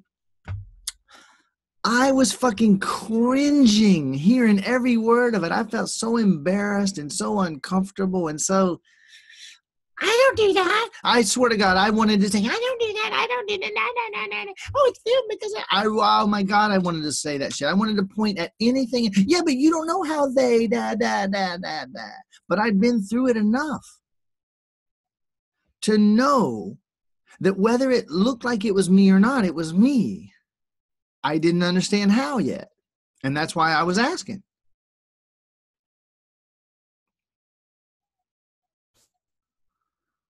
The odds of you going and asking someone something like this, to someone that you respect enough and trust enough and admire enough that you think they even have the guts to answer in the first place, the odds of you enjoying their answers it's very low. It's about as low as Adion running at top speed, tripping and stopping in the air. Very low probability. However, Renita, how much bullshit? Let me unmute you for a minute, honey. Boys and girls, I love everybody. All right, I'm not, for whatever reason, I'm not able to unmute you. Renita, would you unmute you? Thank you. Okay, I love all of you. Okay, I love everybody. I don't love Renita more than you. I just got to spend 20-something fucking days with Renita in my house. Okay, so I got to know her better. Talk about someone who was so full of shit. Right, Renita? Oh my God, that woman believed more shit and shit on top of shit on top of shit. So I was trying to tell her stuff. I'm being very playful, and in a way, I'm being very serious. She wasn't fucking ready for Hawaii when she got here. She wasn't ready for what I do. And when she got here, I looked at her like, "You're here? Did you just spend 50 years in a fucking cornfield and you'd have left light years to Hawaii to do these days with me? Are you crazy? Serious. I'm not going to bullshit around." And guess what? The reason I'm doing this is because with Renita, I don't have to bullshit around. Renita don't want me to bullshit around. And I called her on her shit so many times. And she was like, "Wow, I have been full of shit." Haven't I? Yep. I swear to God. Didn't you, Renita? Yeah, I did. I even called my husband. He's telling me I'm full of bullshit. And how did you feel, Renita? Really, at first I was offended, but it was like something just cleared, and I started agreeing with it. And then I became cautious of what I was saying more, thinking more about it. And what's different now? Oh my gosh. That's my point. Because you ain't got time to say everything. We're going to end the session before you could tell me everything that's different. And I was relentless with Renita. And Renita is like a total, everybody listen to me. Renita is and was a total and complete joy for me to work with from start to finish. Because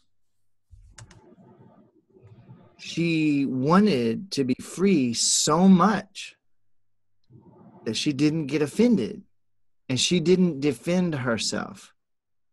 She didn't get defended or offended.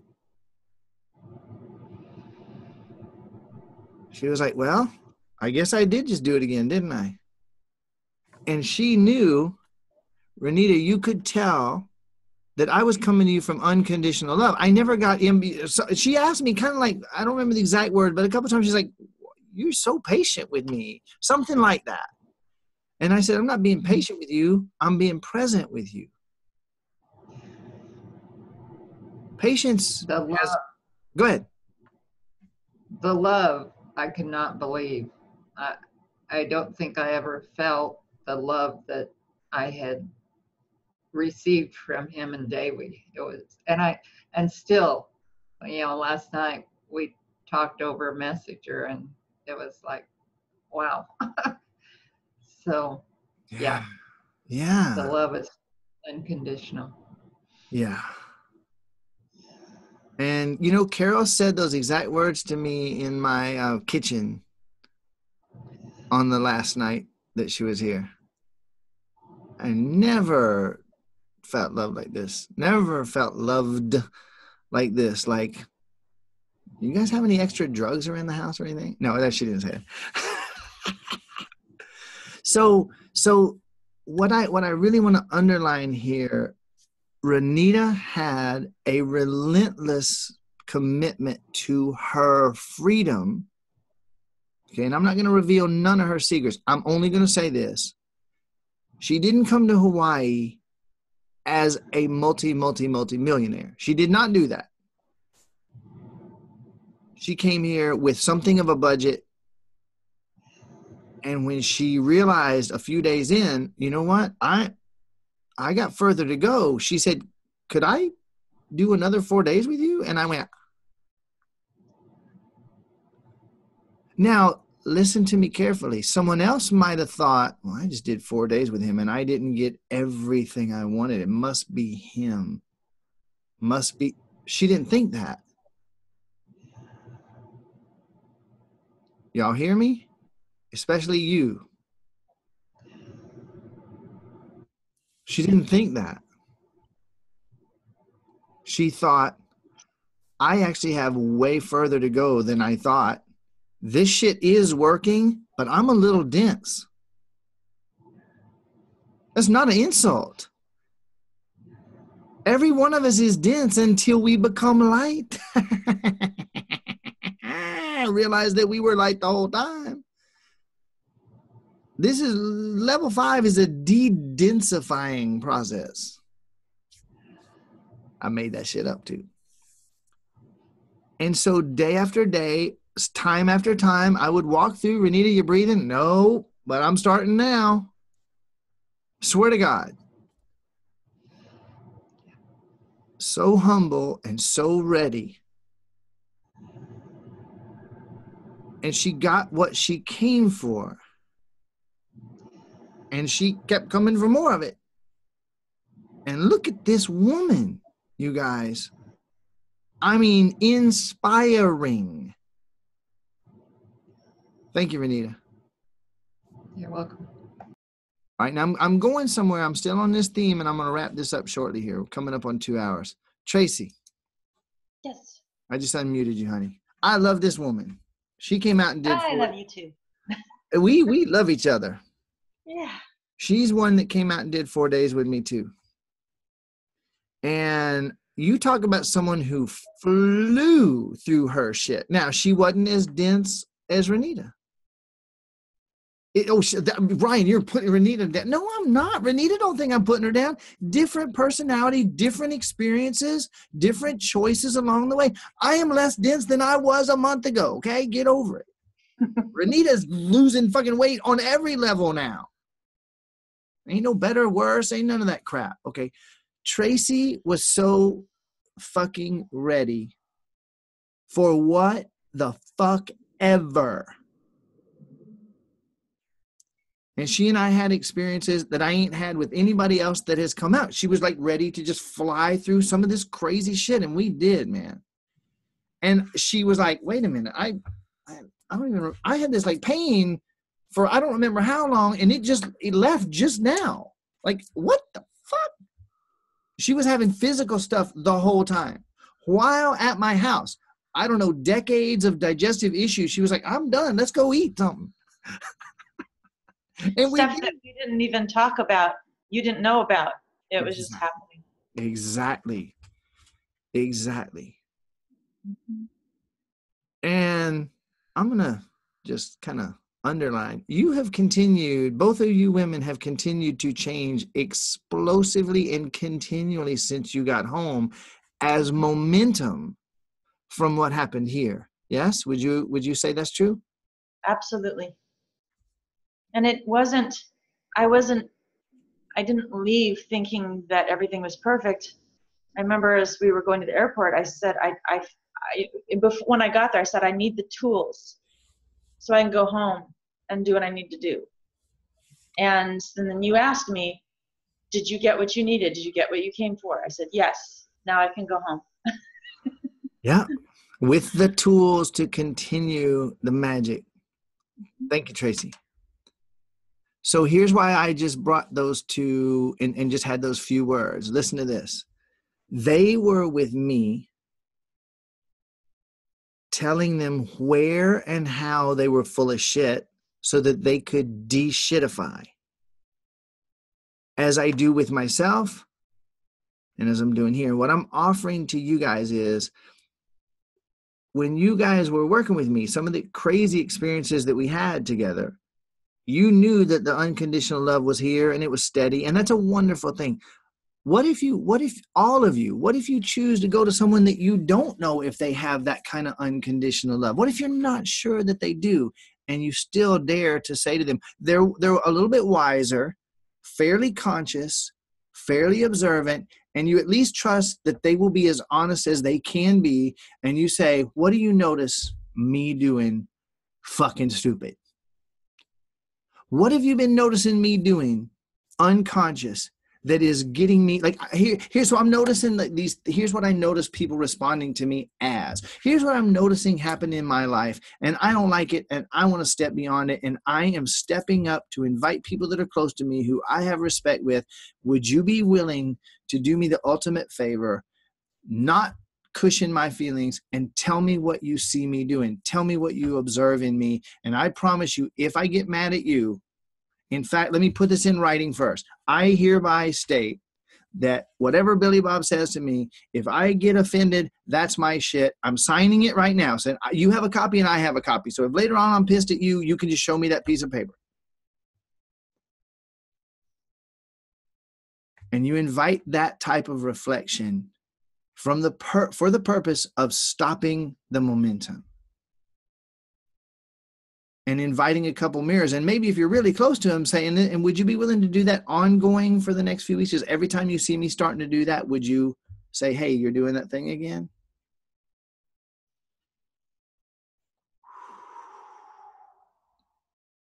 Now, some of you are actually going to do that.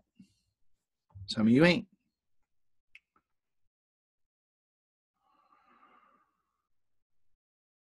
So here's what you can do for sure. What you got, Nina?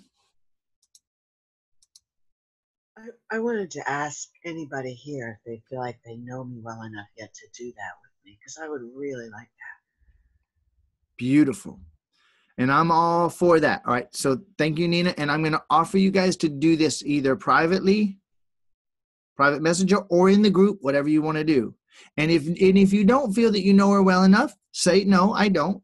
And guess what? I'd be willing to have a conversation with you and reflect if you are. You guys can totally support each other. Okay. Ideally, this will be with people close to you or who live in a proximity to you, online or off, that they get closer communication where we're not doing the Facebook best foot forward. Oh, look at me. Everything's perfect in my life. You know what I mean? All right. Now, here's the last thing for today.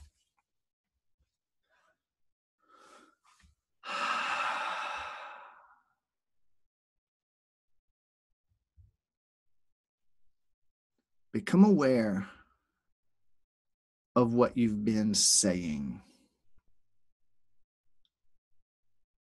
One thing you can do, you can go back and look at the last 20 emails that you sent, the last 20 Facebook Messenger messages, text messages, anything there's a recording of. Go back and look at it with presence, not self-condemnation, just what the fuck was I thinking? You know, because that is the thing. What was I thinking? And what would I have had to believe in order to be thinking and say that shit? I said this before. It's another one of them things I'm going to say again. It is just so essential and so powerful. And I ain't heard it anywhere else yet. Strangely. I don't correct your words. I'm not correcting your words ever. I'm not saying think positive, speak positive. That's bullshit. Here's what I advocate. Look at what you just said so you can become aware of what you just said, so that being aware of what you just said, you can become aware of what you must have been thinking in order to say that, so that you can become aware of what you were thinking, so that you can become aware of what you would know, you must know in order to be thinking that, to say that. And what would someone who knows that feel like? Meet yourself with compassion and awareness, and once again, presence trumps momentum. You become aware, the momentum stops right there.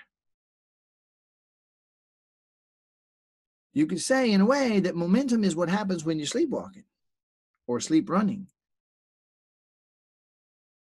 So become present. Every minute that you invest in becoming aware of what you said, what you thought, what you believe, what you know, and what you felt, every minute you invest in that, you're actually bringing more of the implicit into the explicit. You're bringing more of the hidden into the light, and it loses its power over you.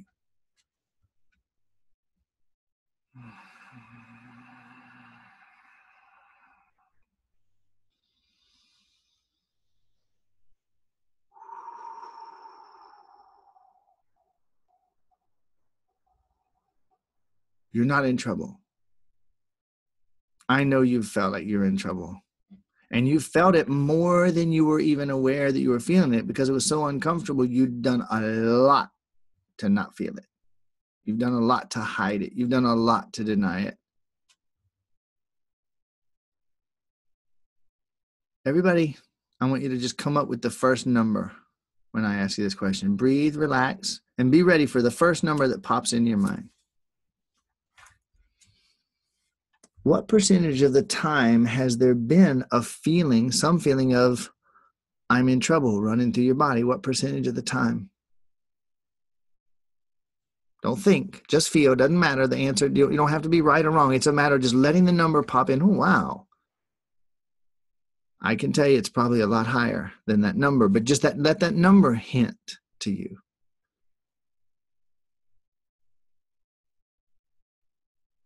Initially, with Renita, when I would point out she was full of shit, she wanted to defend. She didn't like it. She didn't feel good about it. She felt offended because if I'm full of shit, I'm going to get punished. I'm bad. I'm worthless. I'm exposed. I'm stupid. But with unconditional love, none of that's true. Oh, look at what I said. Fascinating. What would I be thinking to say that? Imagine a 6-month-old baby laying on, you put a little baby on the bed, white sheets, nice white down comforter. It's your first time touching a baby. You don't know. You're just going to change the diaper. Lay it down on your $500 organic white comforter, and it does a poopy squirt.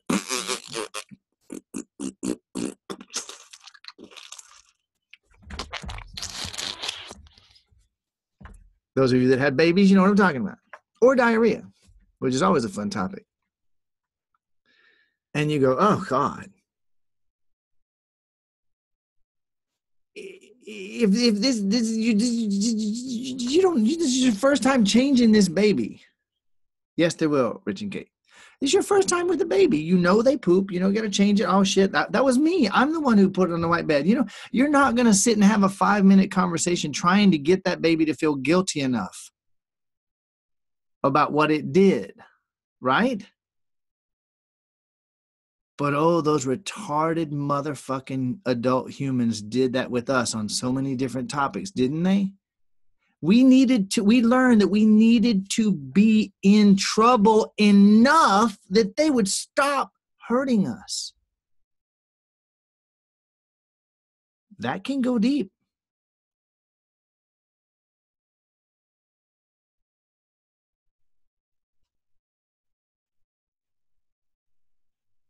Do I look suitably hurt that you can stop bitching at me now? No? How about now?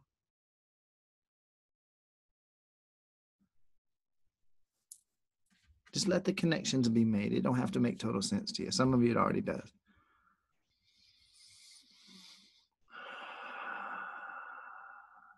To be responsible. And that's all it means. No blame, no fault, no flaws, no wrong, no punishment, no condemnation, no repercussions. Baby pooped on the bed. You know what? I'm either going to sleep in shit or I'm going to have to wash these blankets, but let me just get the diaper on and be done with it. You wouldn't need that kid to pay some price. 6-month-old baby going to pay the bill. You're going to clean the fucking sheets. Gaga. No, I'll just piss on them too if you don't put the diaper on me quick.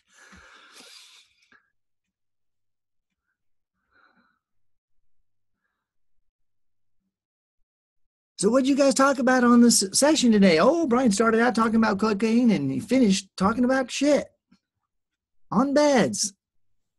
Ooh, I'm going to join the next one.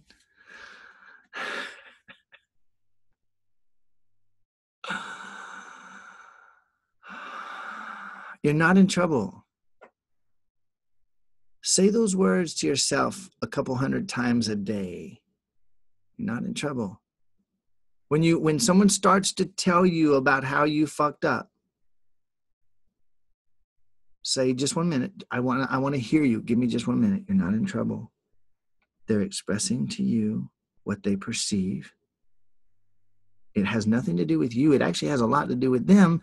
And if you listen with curiosity, you might get a chance to find out about something that you've been doing, thinking, saying, or emanating that you weren't aware of. And you might be able to stop some momentum right here. Got it. Okay, now tell me I'm ready to listen. And then do that old thing I do. Put your tongue here, wrap your teeth around it, and shut the fuck up and listen. Tongue between teeth reminds you, I'm in listening mode. I have nothing to say. I have no defense. I have no argument. I'm not in trouble. I'm not in trouble. And tell yourself gently, you're not in trouble, sweetheart. Of course you feel like that. How could you not after what you've been through?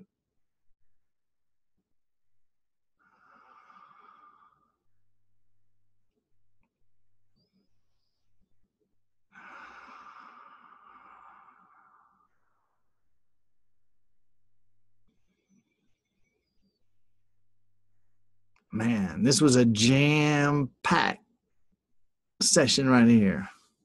Damn. This was like 5 or 6 sessions in one.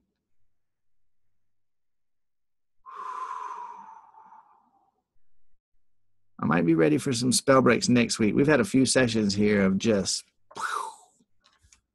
rivers of stuff.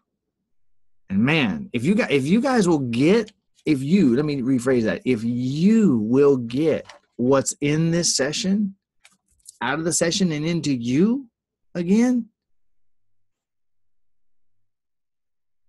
you can have a greater transformation into liberation than anything you've ever done in your life before now.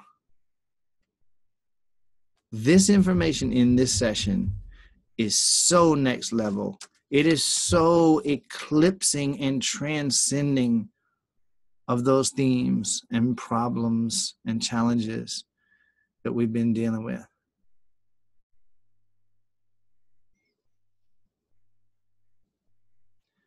Bring your questions next week. Post your thoughts, your feelings, your breakthroughs, your experiences. Those of you that want to gang up on each other and take turns telling each other what's fucked up about each other for the betterment of each.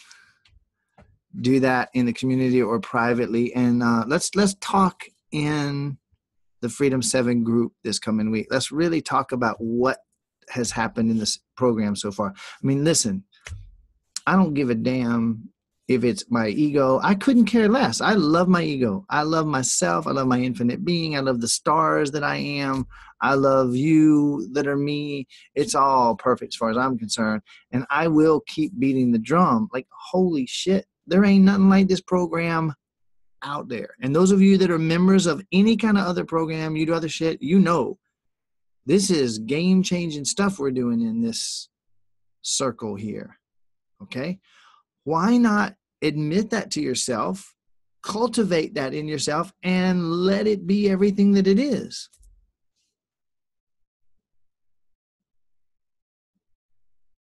Someone, when I end the session, one person will be like, that's the biggest fucking bunch of breakthrough stuff I have ever experienced in my life. I can't wait to watch again. Somebody else will finish the session. He didn't do one spell break. He didn't put one break. Brian? Okay, Andrea had her hand up first, Renita. Just one sec, honey. I think she did, or at least maybe I just saw hers first. What you got, Andrea? Righty, I just feel inclined to ask Jill and Rosemary and Stacy if they would want to come to Hawaii in March. Would be awesome. So I knew you would like that. I love it. The reason she's saying that is because she's going to be here. Because I'm being, listen, I'm being totally selfish with this, okay? So. She wants her friends there. Well, you know what? Those of you that it's for, I know some of you guys are feeling the pull. I know you are. Oh, I know some of you guys are feeling the pull. I got 2 seats left for March as it stands right now. So, all right, what you got, Renita? Oops, there we go. Well, I had signed up in another program 6 weeks ago for just, she was having a weight loss thing. So I thought, well, I'll check it out. It's been a program that I've been in before. And it was like kindergarten compared to what I've been in here. It was like, oh my gosh, I paid that money and this is all I got. So this is so far beyond anything else that it's even hard to tell anybody what they're going to gain out of it, or what I've gained out of it, because it's just so beyond. I agree. And if we don't, there's no putting anybody or any other system down. I receive what you said, and I know, and all these systems out here, access consciousness and law of attraction, all those related things, matrix energetics, and all of them, they have value. The people teaching them and the people facilitating are still living in their own paradigm.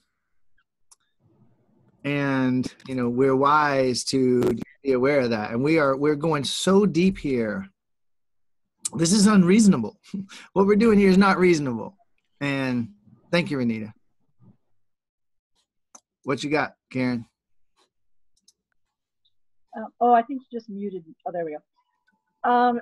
I left a testimonial in your post where you're holding a little puppy. Yeah. This afternoon. And I have had, lifelong problems with protecting myself, surviving, all of that. Since starting this program, which has not been that long, I have had such huge changes in myself that tons of different programs and all kinds of stuff that I tried and just nothing ever worked. Since we started here, I have lost 10 pounds. I've gone down 2 sizes. I have gotten my confidence back. I don't have fear of business anymore. I laugh a lot.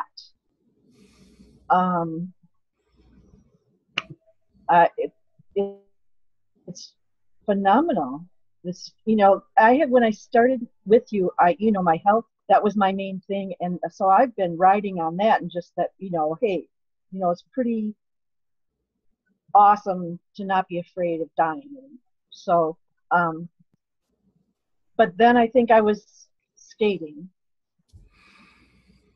loving everything, but really not having these kind of changes that I don't even know how to explain. I feel my body. I can feel myself in my body. I have not felt that in decades. I couldn't even see myself. And I feel powerful, personal power. Like, I want to be Wonder Woman, and I'm not kidding.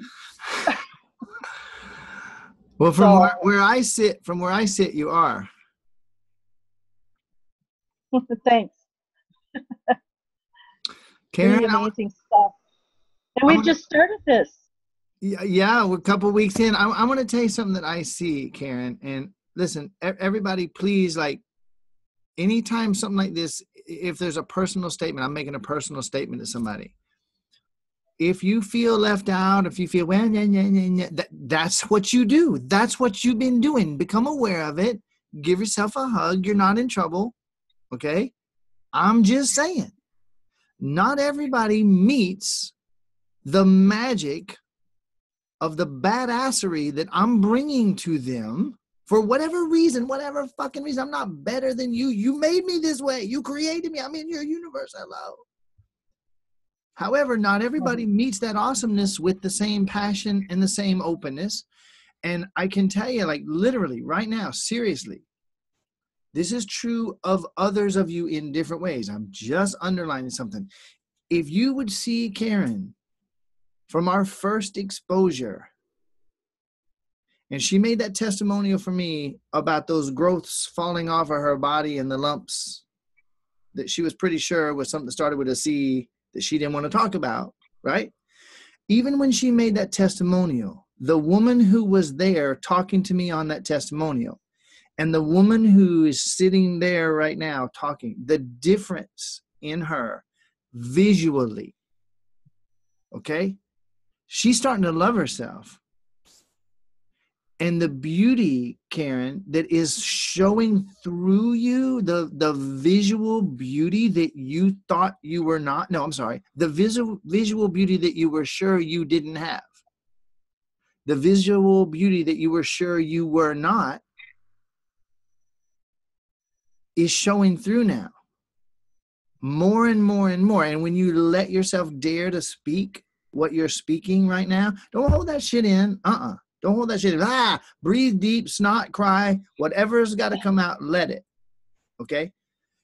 Has anyone ever seen, man, we're at 2 hours here. I'm going to go a couple more minutes. Has anyone ever seen, like, there's all kind of ways of doing this, but like I'm thinking, because I watch TV it's been forever for me watching TV, but it used to, like, I remember on some shows at different times, they would show a supposedly homely girl, and then in the course of the show, something happened, she had a makeover, and she's like a knockout at the end.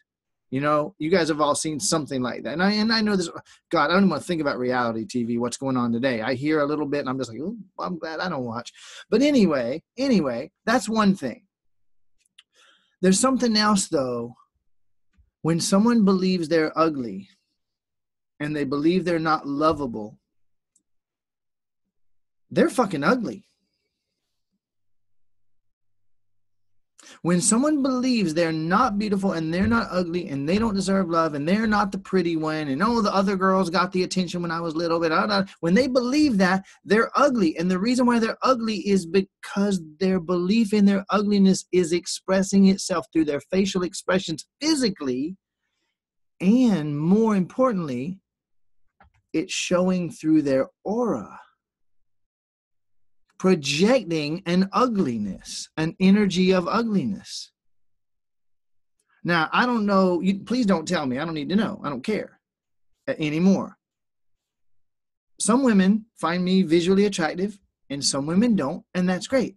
I used to be totally convinced that I was fucking ugly, undesirable, completely like, ugh, yucky, that women looked at me and thought, ugh, he's fucking ugly. I was convinced of it from almost my entire life.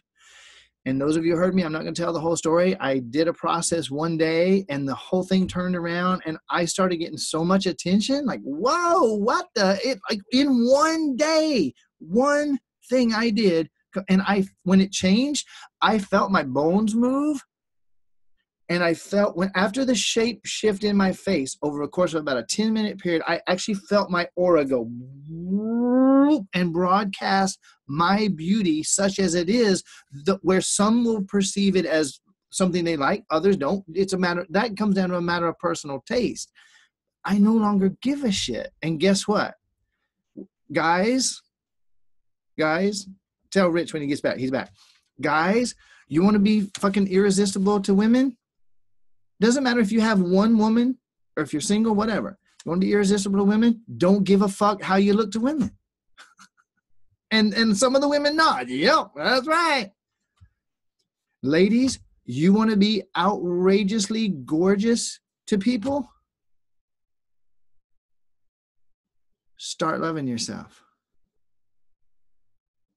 Find the momentum that's carrying you down the fast hill of ugliness and let that shit go. Reaffirm why you're beautiful. Why is it true that I'm actually infinitely beautiful? Why is it true that I'm infinitely beautiful regardless of what anyone thinks? Why is it that I am so infinitely beautiful that if everyone in the world didn't have eyes, I would still be beautiful? Why is it true beyond the physical?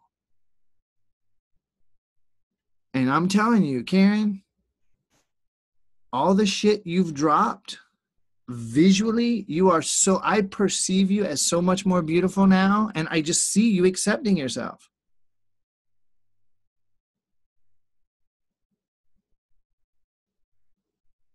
Offering a mirror to everybody else here who will receive it. Anything else, Karen? For my future, Huh? because I feel like I'm excited for my future because I feel at the things that I care about and that I'm going to be doing, and that I don't have to be poor anymore, that I do deserve to have success, and I believe it, and I don't know, it just there I have this excitement about my life now that I just haven't had. So it's like I can't wait to see what's coming next. Beautiful. All right.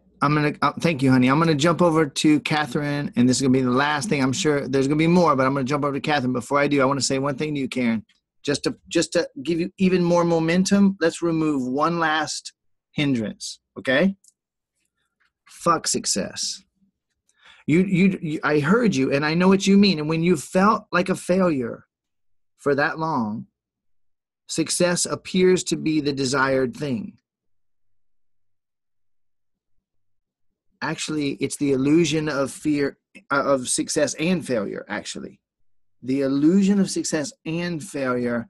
I am desiring to experience more of what I want to experience. And if that means more money, I'm ready to experience that. If it means more connections with people, more enjoyable passion in my life, better sex, better foods, more access to the financial enjoyment to be able to go to the places and enjoy the luxuries and the flavors and the smells and the sensations that I really want, none of that is contained in success. Success is an illusion of you making it. That's a lie, and it's as big a lie as that illusion of failure ever was.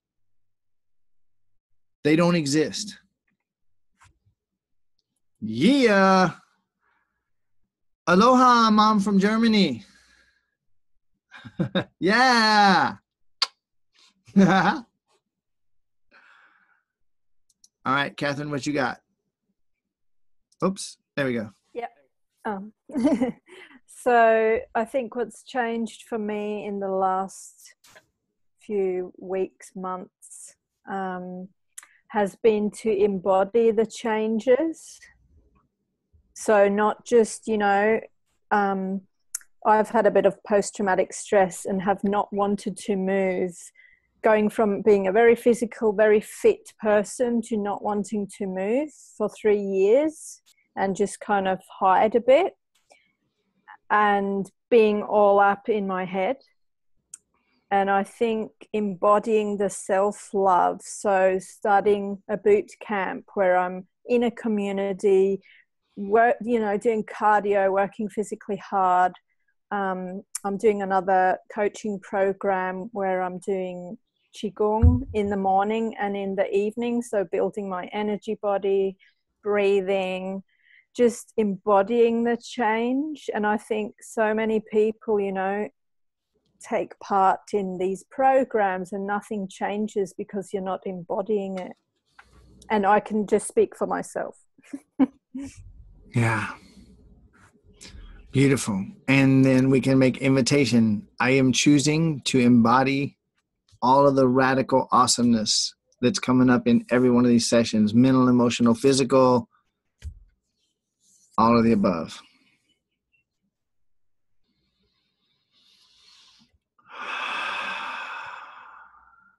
Thanks for showing up today on the session. Amen, Karen. You're infinite, you're perfect, you're flawless, you always were. You actually, there never was anything wrong with you. You just believe there was, and you're so powerful you get to experience whatever it is that you believe about yourself. And wow, you are good. Because you seemed fucked up, let's be honest. And there's nothing wrong with you. It never was. You're flawless, perfect, infinite, unlimited being of light in a state of infinite possibilities. You had created so much momentum that you projected out of eternity into time and space onto a moving train that was already going 300 miles an hour towards Shitville.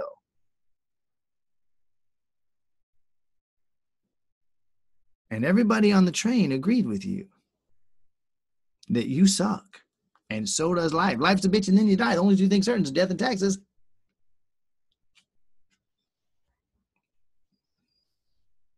And by the way, you're fucking ugly.